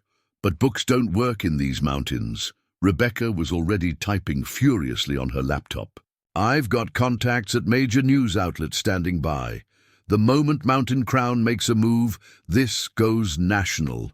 They won't be able to hide behind national security clearances." "Good, but we need more." Marcus turned to Tommy. "Those signal jammers they're deploying? How's your homemade EMP coming along?" The young signal operator smiled. "Tested it this morning. Fried every piece of electronics within 50 feet. Won't stop their military hardware, but their civilian communications gear won't know what hit it." Sarah monitored the tactical frequencies. "They're moving forces into position. Looks like they're planning a coordinated sweep at dawn." "Perfect." Marcus checked his watch. "That gives us 6 hours to show them why you don't threaten a town that knows every inch of its territory." The team dispersed to their assigned positions. Claire's deputies began evacuating civilians through the hidden tunnel network, while Mike's maintenance crews rigged key infrastructure points with surprises for Mountain Crown's forces. Marcus made one final radio transmission to Harrison. "You forgot something, Richard. In all your military planning, all your tactical calculations, you forgot the most important rule of mountain warfare." "And what's that?" Harrison's voice was smug, confident in his superior forces. "The terrain is a weapon, and we've had years to learn how to use it." The night grew darker as Silver Ridge's lights went out one by one. But in that darkness, a town prepared for battle. Mountain Crown had brought an army to fight a conventional war. They were about to learn that in these mountains, conventional warfare was worse than useless. It was a liability. Dawn would bring Harrison's offensive, but Silver Ridge would be ready. The real question wasn't whether they could withstand Mountain Crown's assault. It was how much damage the company was willing to take before realizing that some resources weren't worth the cost of extraction. As Marcus made his final preparations, he couldn't help but remember something his brother James had told him years ago. The biggest weapon isn't firepower or technology. It's knowing what you're fighting for and being willing to lose everything to protect it. Silver Ridge was about to prove just how right James had been. Marcus gathered his core team for final preparations. Mountain Crown's forces are structured for conventional warfare. That's their weakness. They'll expect us to defend key positions, try to match their firepower. But we won't, Claire added, understanding. We'll be everywhere and nowhere. Exactly. Marcus pointed to specific locations on the map. They've positioned their command. You center here, thinking the high ground gives them tactical advantage, but there's something they don't know, Mike Chen grinned. The old water reservoir runs right under their position. More than that, Tommy chimed in. All the mining operations in the 50s created a network of unstable ground. One good tremor. Sarah's monitors suddenly lit up with new activity. Multiple vehicles moving into town. They're starting early. Through night vision equipment, they watched as Mountain Crown's forces began their advance. Armored vehicles moved in precise formation, supported by teams of operators in full tactical gear. Harrison was implementing standard military doctrine. Establish a perimeter, then systematically clear and hold terrain. They're splitting into 3 groups, Claire observed. Classic pincer movement, and walking right into our trap, Marcus confirmed. Tommy, initiate sequence 1. The young signal operator activated his homemade EMP devices. Throughout the town, Mountain Crown's civilian communications grid went dark. Their military hardware still functioned, but their ability to coordinate with support elements was severely compromised. Echo team in position, crackled a voice, one of Claire's deputies hidden in the mountain passages. They're approaching the first choke point. Marcus watched as Harrison's forces moved exactly where they wanted them. Remember, we're not trying to beat them in direct combat.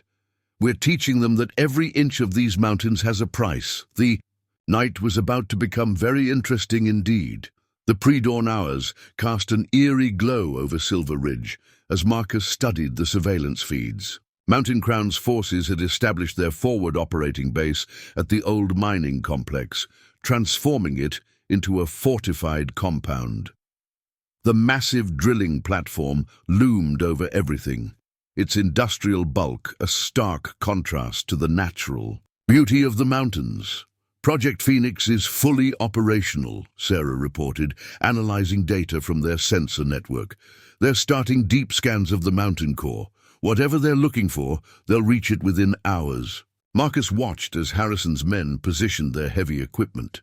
The colonel hadn't just brought firepower, he'd brought specialized mining technology that looked more appropriate for a military research facility than a civilian operation. These readings don't make sense, Tommy said, examining the seismic data. The energy signatures, they're not natural. It's like there's something artificial down there. Rebecca pulled up historical documents on her laptop, found something in the classified files. In 1962, a government team discovered what they thought was a new element. The radiation signature was unlike anything they'd seen. But before they could study it further, the entire project was buried under national security orders, because it wasn't just a new element, Marcus concluded. It was something else entirely. Something that could change the balance of power if weaponized. Claire's radio crackled. Movement at the north perimeter. They're deploying some kind of sonic mapping array. Through high-powered optics, Marcus observed the new equipment. It wasn't standard geological survey gear.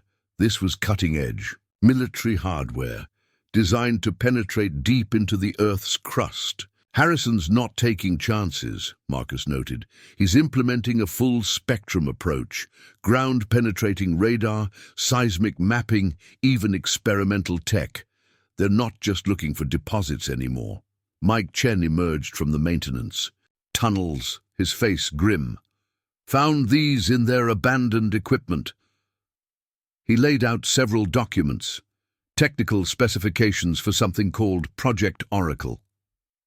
Marcus's blood ran cold. He'd heard whispers about Oracle during his military days, a classified program investigating anomalous energy sources, the kind of research that disappeared into black budgets and unmarked facilities. This isn't about rare earth elements, he explained.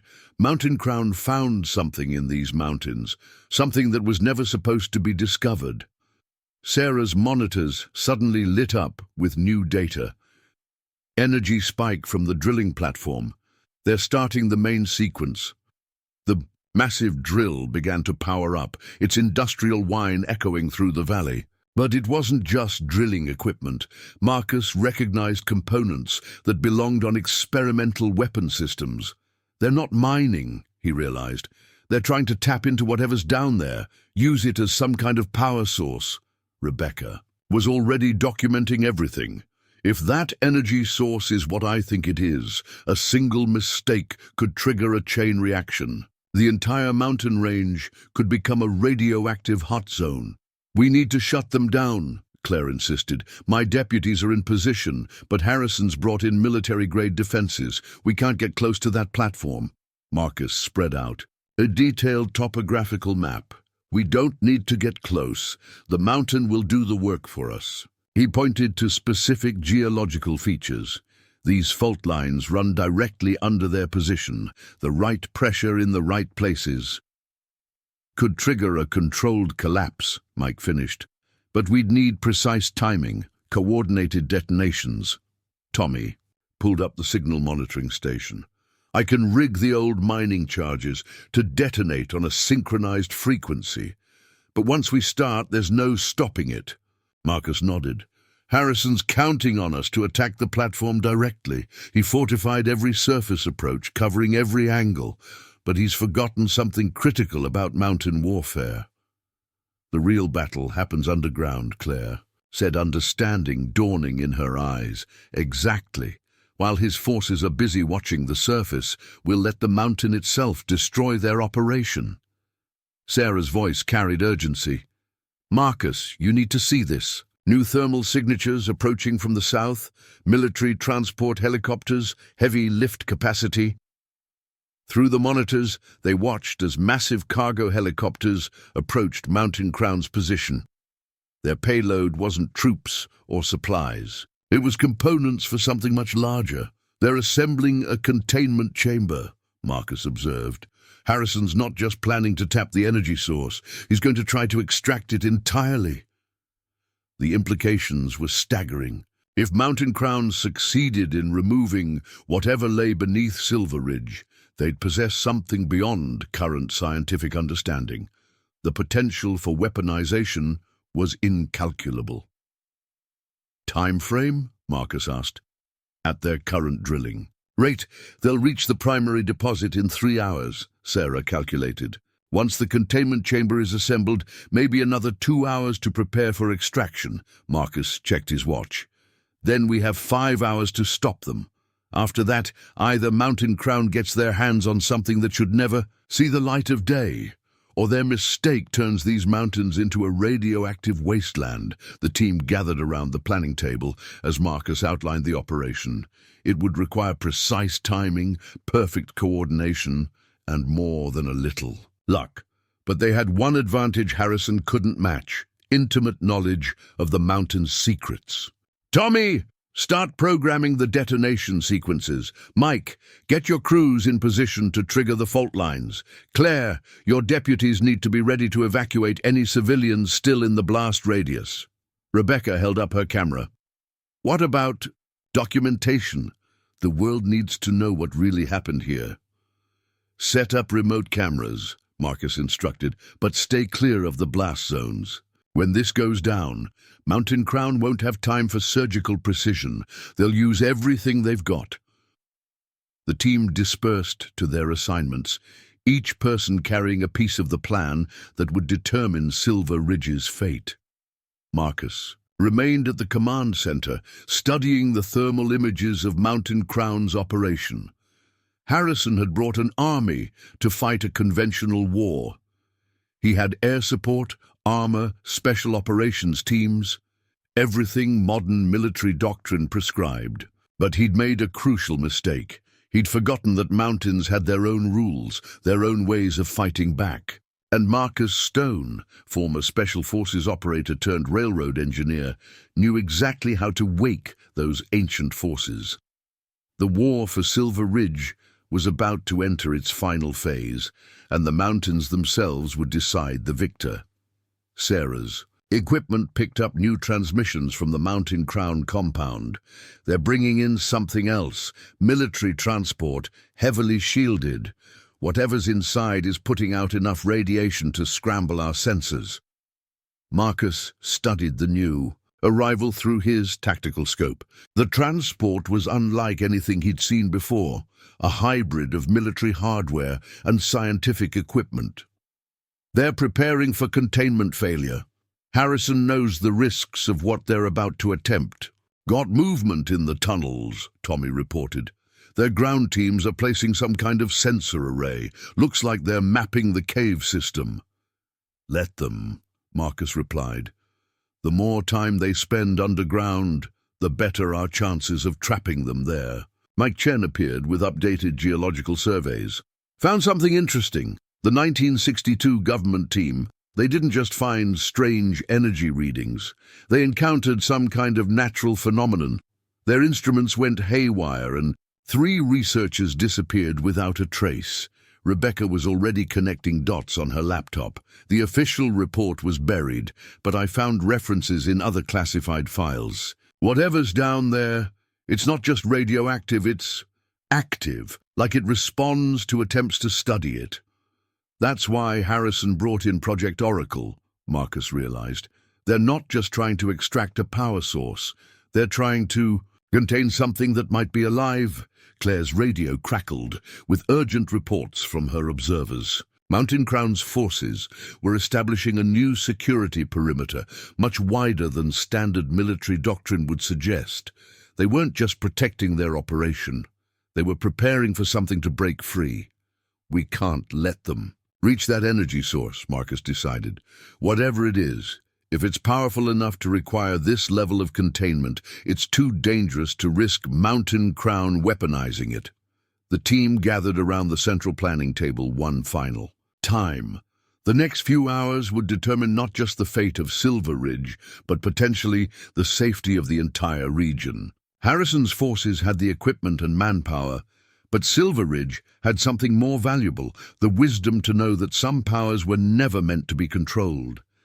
Darkness enveloped the maintenance tunnel as Marcus led his small team deeper into the mountain's heart.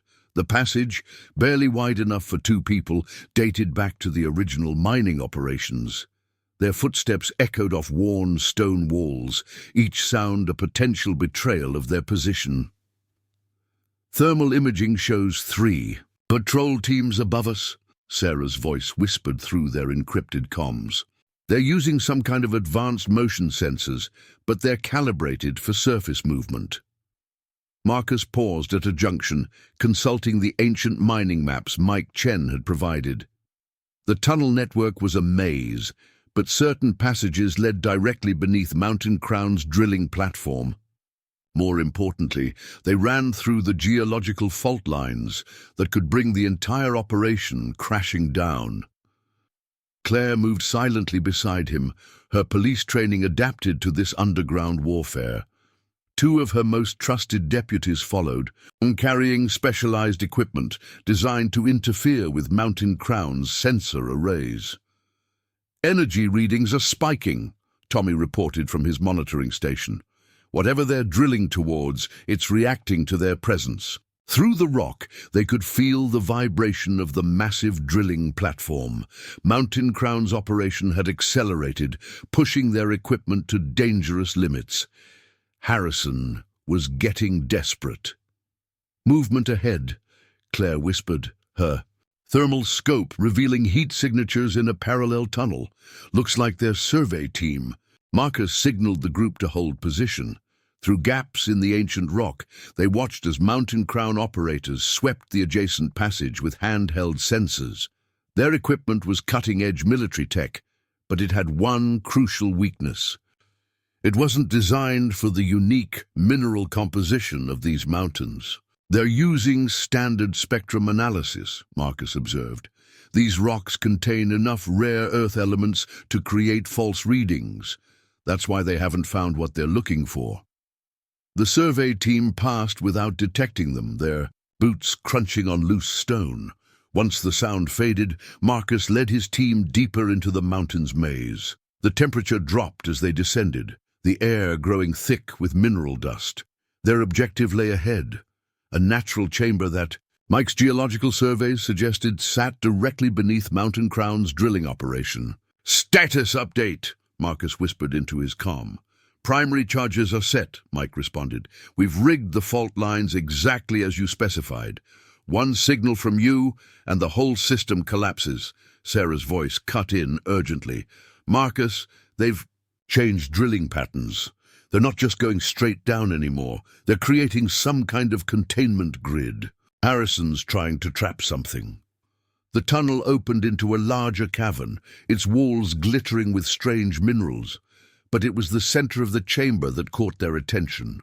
A faint blue glow emanated from cracks in the rock, pulsing like a heartbeat. "That's it," Marcus breathed. "The energy source they're after." Claire's radiation detector clicked rapidly. "These readings, they're not like anything I've seen. It's as if the energy is responding to our presence."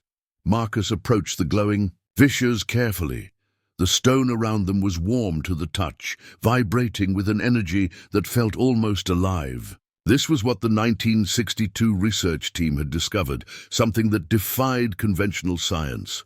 "Tommy, are you getting this?" "Signal's weak, but—" Holy hell. The energy patterns match classified reports from Project Oracle. They've been looking for something like this for decades. A deep rumble shook the chamber as Mountain Crown's drill bit ground closer to their position.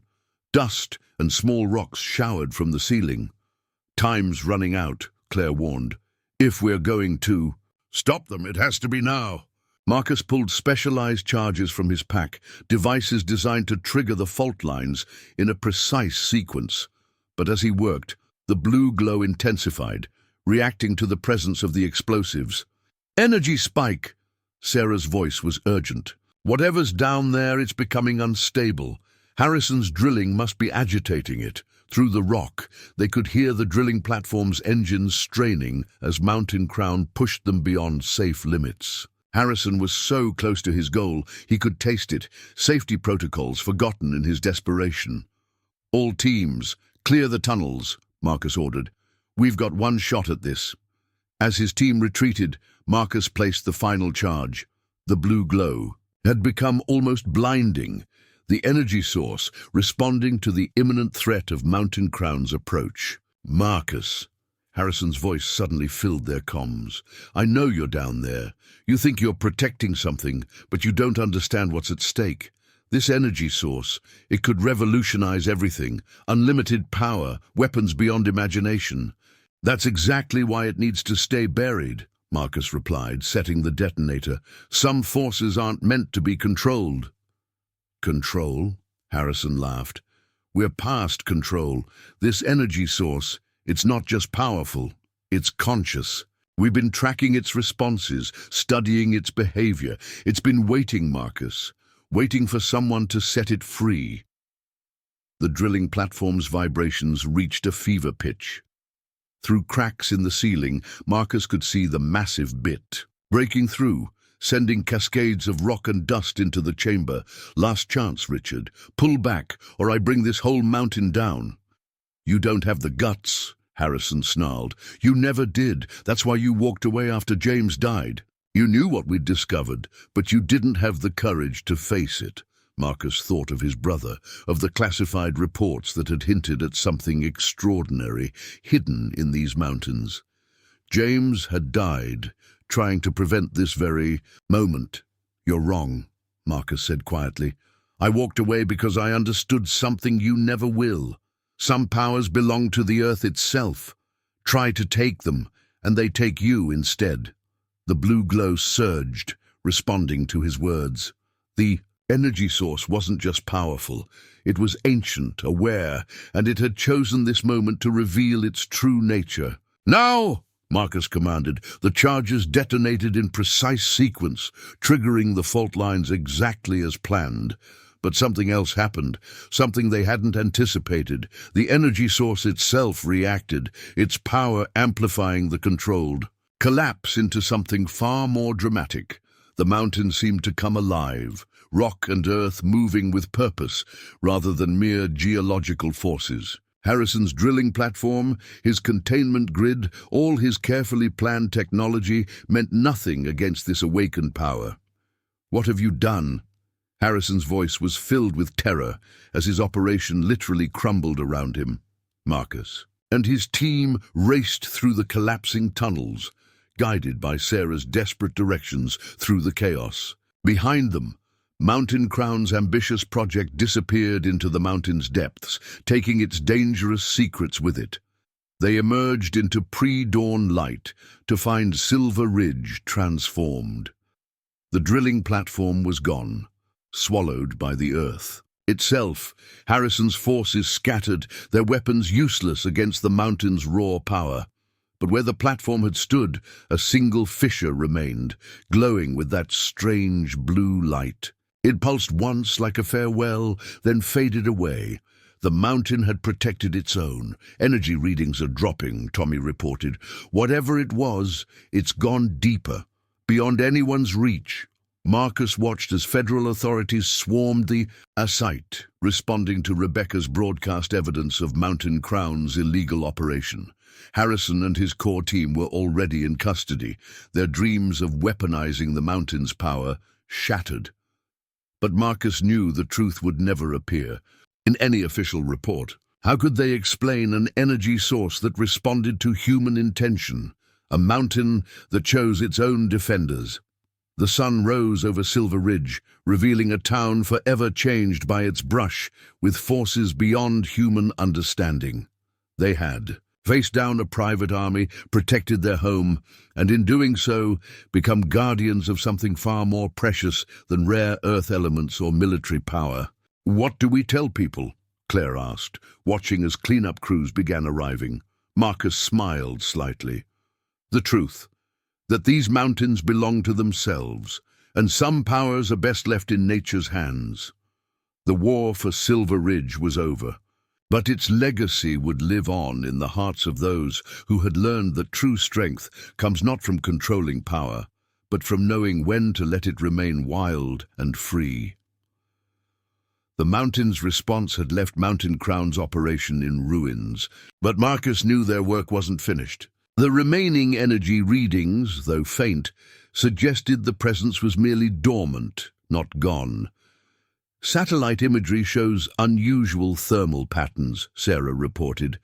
"The energy source seems to have created some kind of natural containment system." "The mountain's protecting itself," Tommy added, studying the data. "It's like it learned from their attempt to extract it." Marcus watched as federal hazmat teams established a perimeter around the collapse zone. They wouldn't find anything. The mountain had ensured that. But the classified nature of Project Oracle meant this wouldn't end with Harrison's arrest. "We need contingencies," he told his core team. "Other corporations, other military contractors, they'll come looking. Eventually." Claire nodded. "We'll establish a permanent monitoring network. My deputies are already training local volunteers." "And I've got something better than classified reports," Rebecca added. "I've got the truth. Any corporation that tries to exploit these mountains will face public exposure. The mountain had chosen its guardians well. Silver Ridge would stand ready, protecting secrets that were never meant to be uncovered. Some powers, Marcus realized, were best left to their ancient slumber. Federal agents swarmed the Mountain Crown compound as dawn broke over Silver Ridge. Marcus watched from the depot's observation point as Harrison was led away in handcuffs. His dreams of weaponizing the mountain's power crushed beneath tons of rock. But something felt wrong. The operation was too clean, too precise. Years of military experience had taught Marcus to trust his instincts, and right now they were screaming that this wasn't over. "Sarah, check Harrison's transport route," he ordered, studying the convoy through high-powered optics. "That's odd," she replied after a moment. "They're not taking him to the Federal Detention Center. The transport's headed toward Peterson Air Force Base?" Marcus's jaw tightened. "Military jurisdiction. They're containing the situation." Tommy burst into the observation room, his face pale. "You need to see this. Been monitoring their encrypted channels. There's another team moving in. Not the FBI, not the Mountain Crown, something else." The surveillance feeds showed black vehicles approaching from multiple directions. Their movements were coordinated, professional. the kind of precision that came from years of covert operations. Defense Intelligence Agency, Marcus recognized. The pattern. They're not here to arrest Harrison. They're here to clean up loose ends. Claire's radio crackled urgently. Multiple teams entering the town. They're isolating key witnesses, seizing evidence. This isn't a law enforcement operation. Or it's containment. Through his scope, Marcus watched as DIA operators systematically moved through Silver Ridge. They were erasing every trace of Mountain Crown's operation, every piece of evidence that could prove what had happened here. Rebecca's exposé, Sarah, realized. They can't let that story break. Where is she? Marcus demanded. Newspaper office, preparing the digital release. But our communications are being jammed. I can't warn her. Marcus grabbed his gear. Claire, get your deputies into position. Use the tunnel network. They'll be watching the streets. Sarah, initiate Protocol Omega. Wipe everything just like we planned. What about the energy readings? Tommy asked. The geological data. Bury it. Deep enough that even the DIA's tech can't retrieve it. The mountain chose to keep its secrets. We're going to help it. As Marcus moved through the pre-dawn shadows, he spotted more DIA teams establishing a perimeter. They were good, better than Mountain Crown's operators. These were the kind of professionals who made problems disappear completely. The newspaper office was dark when Marcus reached it, but he could see Rebecca's silhouette through the window, working at her computer. He was about to signal her when movement caught his eye. A DIA team approaching from the rear alley. Marcus triggered his radio. Claire, I need a distraction. Southeast corner, make it loud. Seconds later, an explosion rocked an abandoned warehouse. The DIA team diverted to investigate, giving Marcus his opening. He slipped inside to find Rebecca already erasing files. They're coming, she said without looking up. But I already uploaded everything to secure servers. Dead man's switch. If anything happens to me, it goes public automatically. Smart girl. But we need to move. They're not here to negotiate. A new voice filled the room. No, we're not. Marcus spun to find Michael Torres standing in the doorway, very much not in custody.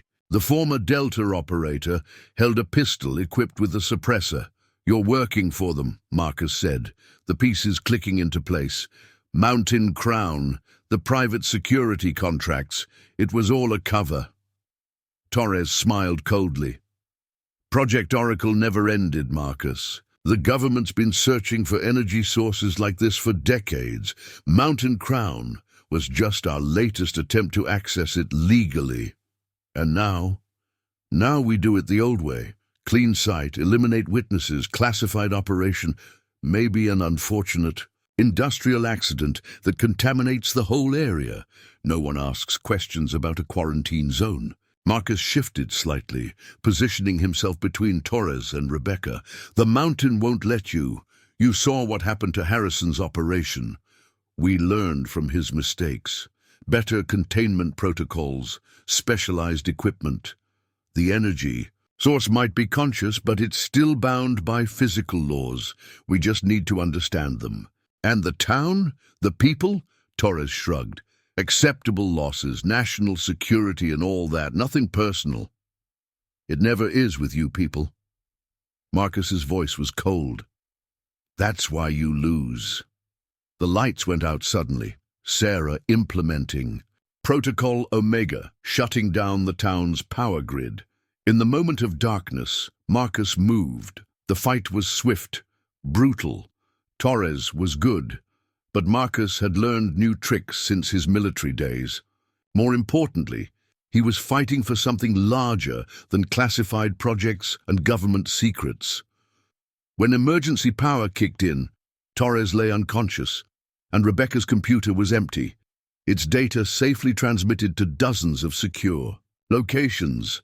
Marcus, Claire's voice was urgent on the radio. DIA teams are pulling back, regrouping at the mining site. They're bringing in heavy equipment, some kind of drilling platform. They're not giving up, Marcus realized. They're just changing tactics. Rebecca checked her phone. Stories live. already picking up traction on international news sites. Too big to bury now, but Marcus knew better. The DIA wouldn't stop just because of public exposure. They'd sacrifice Mountain Crown, Harrison, even Torres, whatever it took to maintain deniability while they continued their true operation. They'll seal off the whole area, he said. Create a cover story about environmental hazards. By the time anyone can verify it, they'll have what they want. So what do we do? Marcus looked toward the mountains, where the strange blue glow still pulsed faintly beneath the rock. We wake up to something they can't control, something that's been waiting for precisely this moment. The mountain's energy source hadn't been discovered by accident. It hadn't been sleeping all these years. It had been watching, waiting, choosing its moments to reveal itself, and now, as a secret government agency prepared to unleash its full might to claim that power, Marcus realized why he'd been drawn to Silver Ridge all those years ago. Why a decorated Special Forces operator had chosen to become a simple train engineer in a small mountain town. Some forces choose their own guardians, and some battles were meant to be fought not with weapons and tactics, but with understanding and respect for powers far older than human ambition.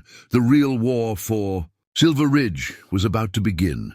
The morning sun crept over the mountains as Marcus and his team gathered at the observation point, watching the DIA teams prepare for their drilling operation. The air was thick with tension, the silence of the mountain betraying the violent struggle that had just unfolded.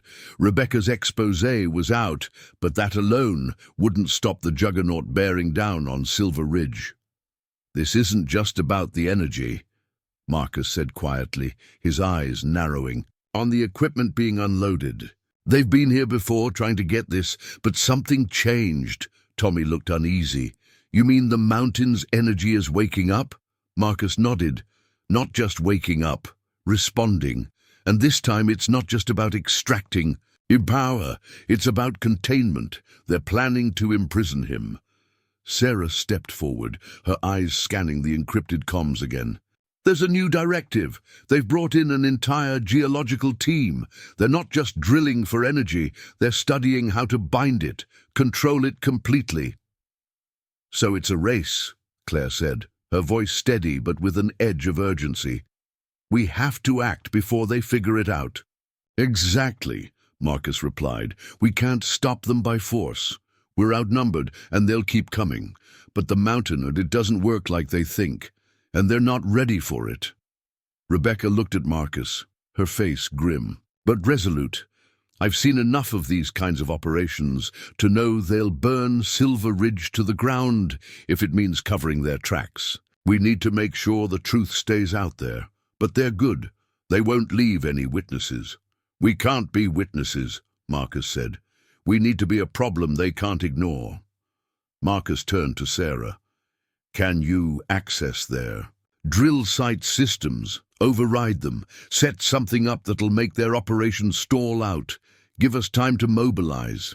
Sarah nodded, already typing on her portable console. "I can mess with their readings, reroute some equipment. I'll give you an opening. But once I do that, they'll know something's wrong." "That's the point," Marcus replied. "The more they try to fix it, the more they'll expose themselves. We're not just making a distraction. We're making them desperate." Claire's voice cut through the quiet tension. "And once they're desperate, they'll make mistakes. We'll be ready." Tommy clenched his fists. "And we'll make sure the mountain gets its chance to act." Marcus stared out over the rugged terrain, the peaks of Silver Ridge bathed in morning light. He could feel it, deep in the bones of the earth. The mountain was alive in a way that no one truly understood, but he had learned to listen, to respect the rhythms of the land, and now the mountain was waiting for its moment. They all were. "We won't stop them by fighting," Marcus said quietly. "We'll stop them by making them understand that they can't control this. They can't control the mountain. They can't control the truth." He turned to his team. "Let's move. It's time for the next phase." As they dispersed into the shadows preparing for their next move, Marcus glanced once more at the energy readings flickering on Sarah's screen. Faint, but unmistakably there. The mountain was waking up, and it would choose its own guardians. The real war wasn't against the government or the corporations. It was against the hubris of those who thought they could bend nature to their will. The battle for Silver Ridge was far from over. Up next, you've got two more standout stories right on your screen. If this one hits the mark, you won't want to pass these up. Just click and check them out.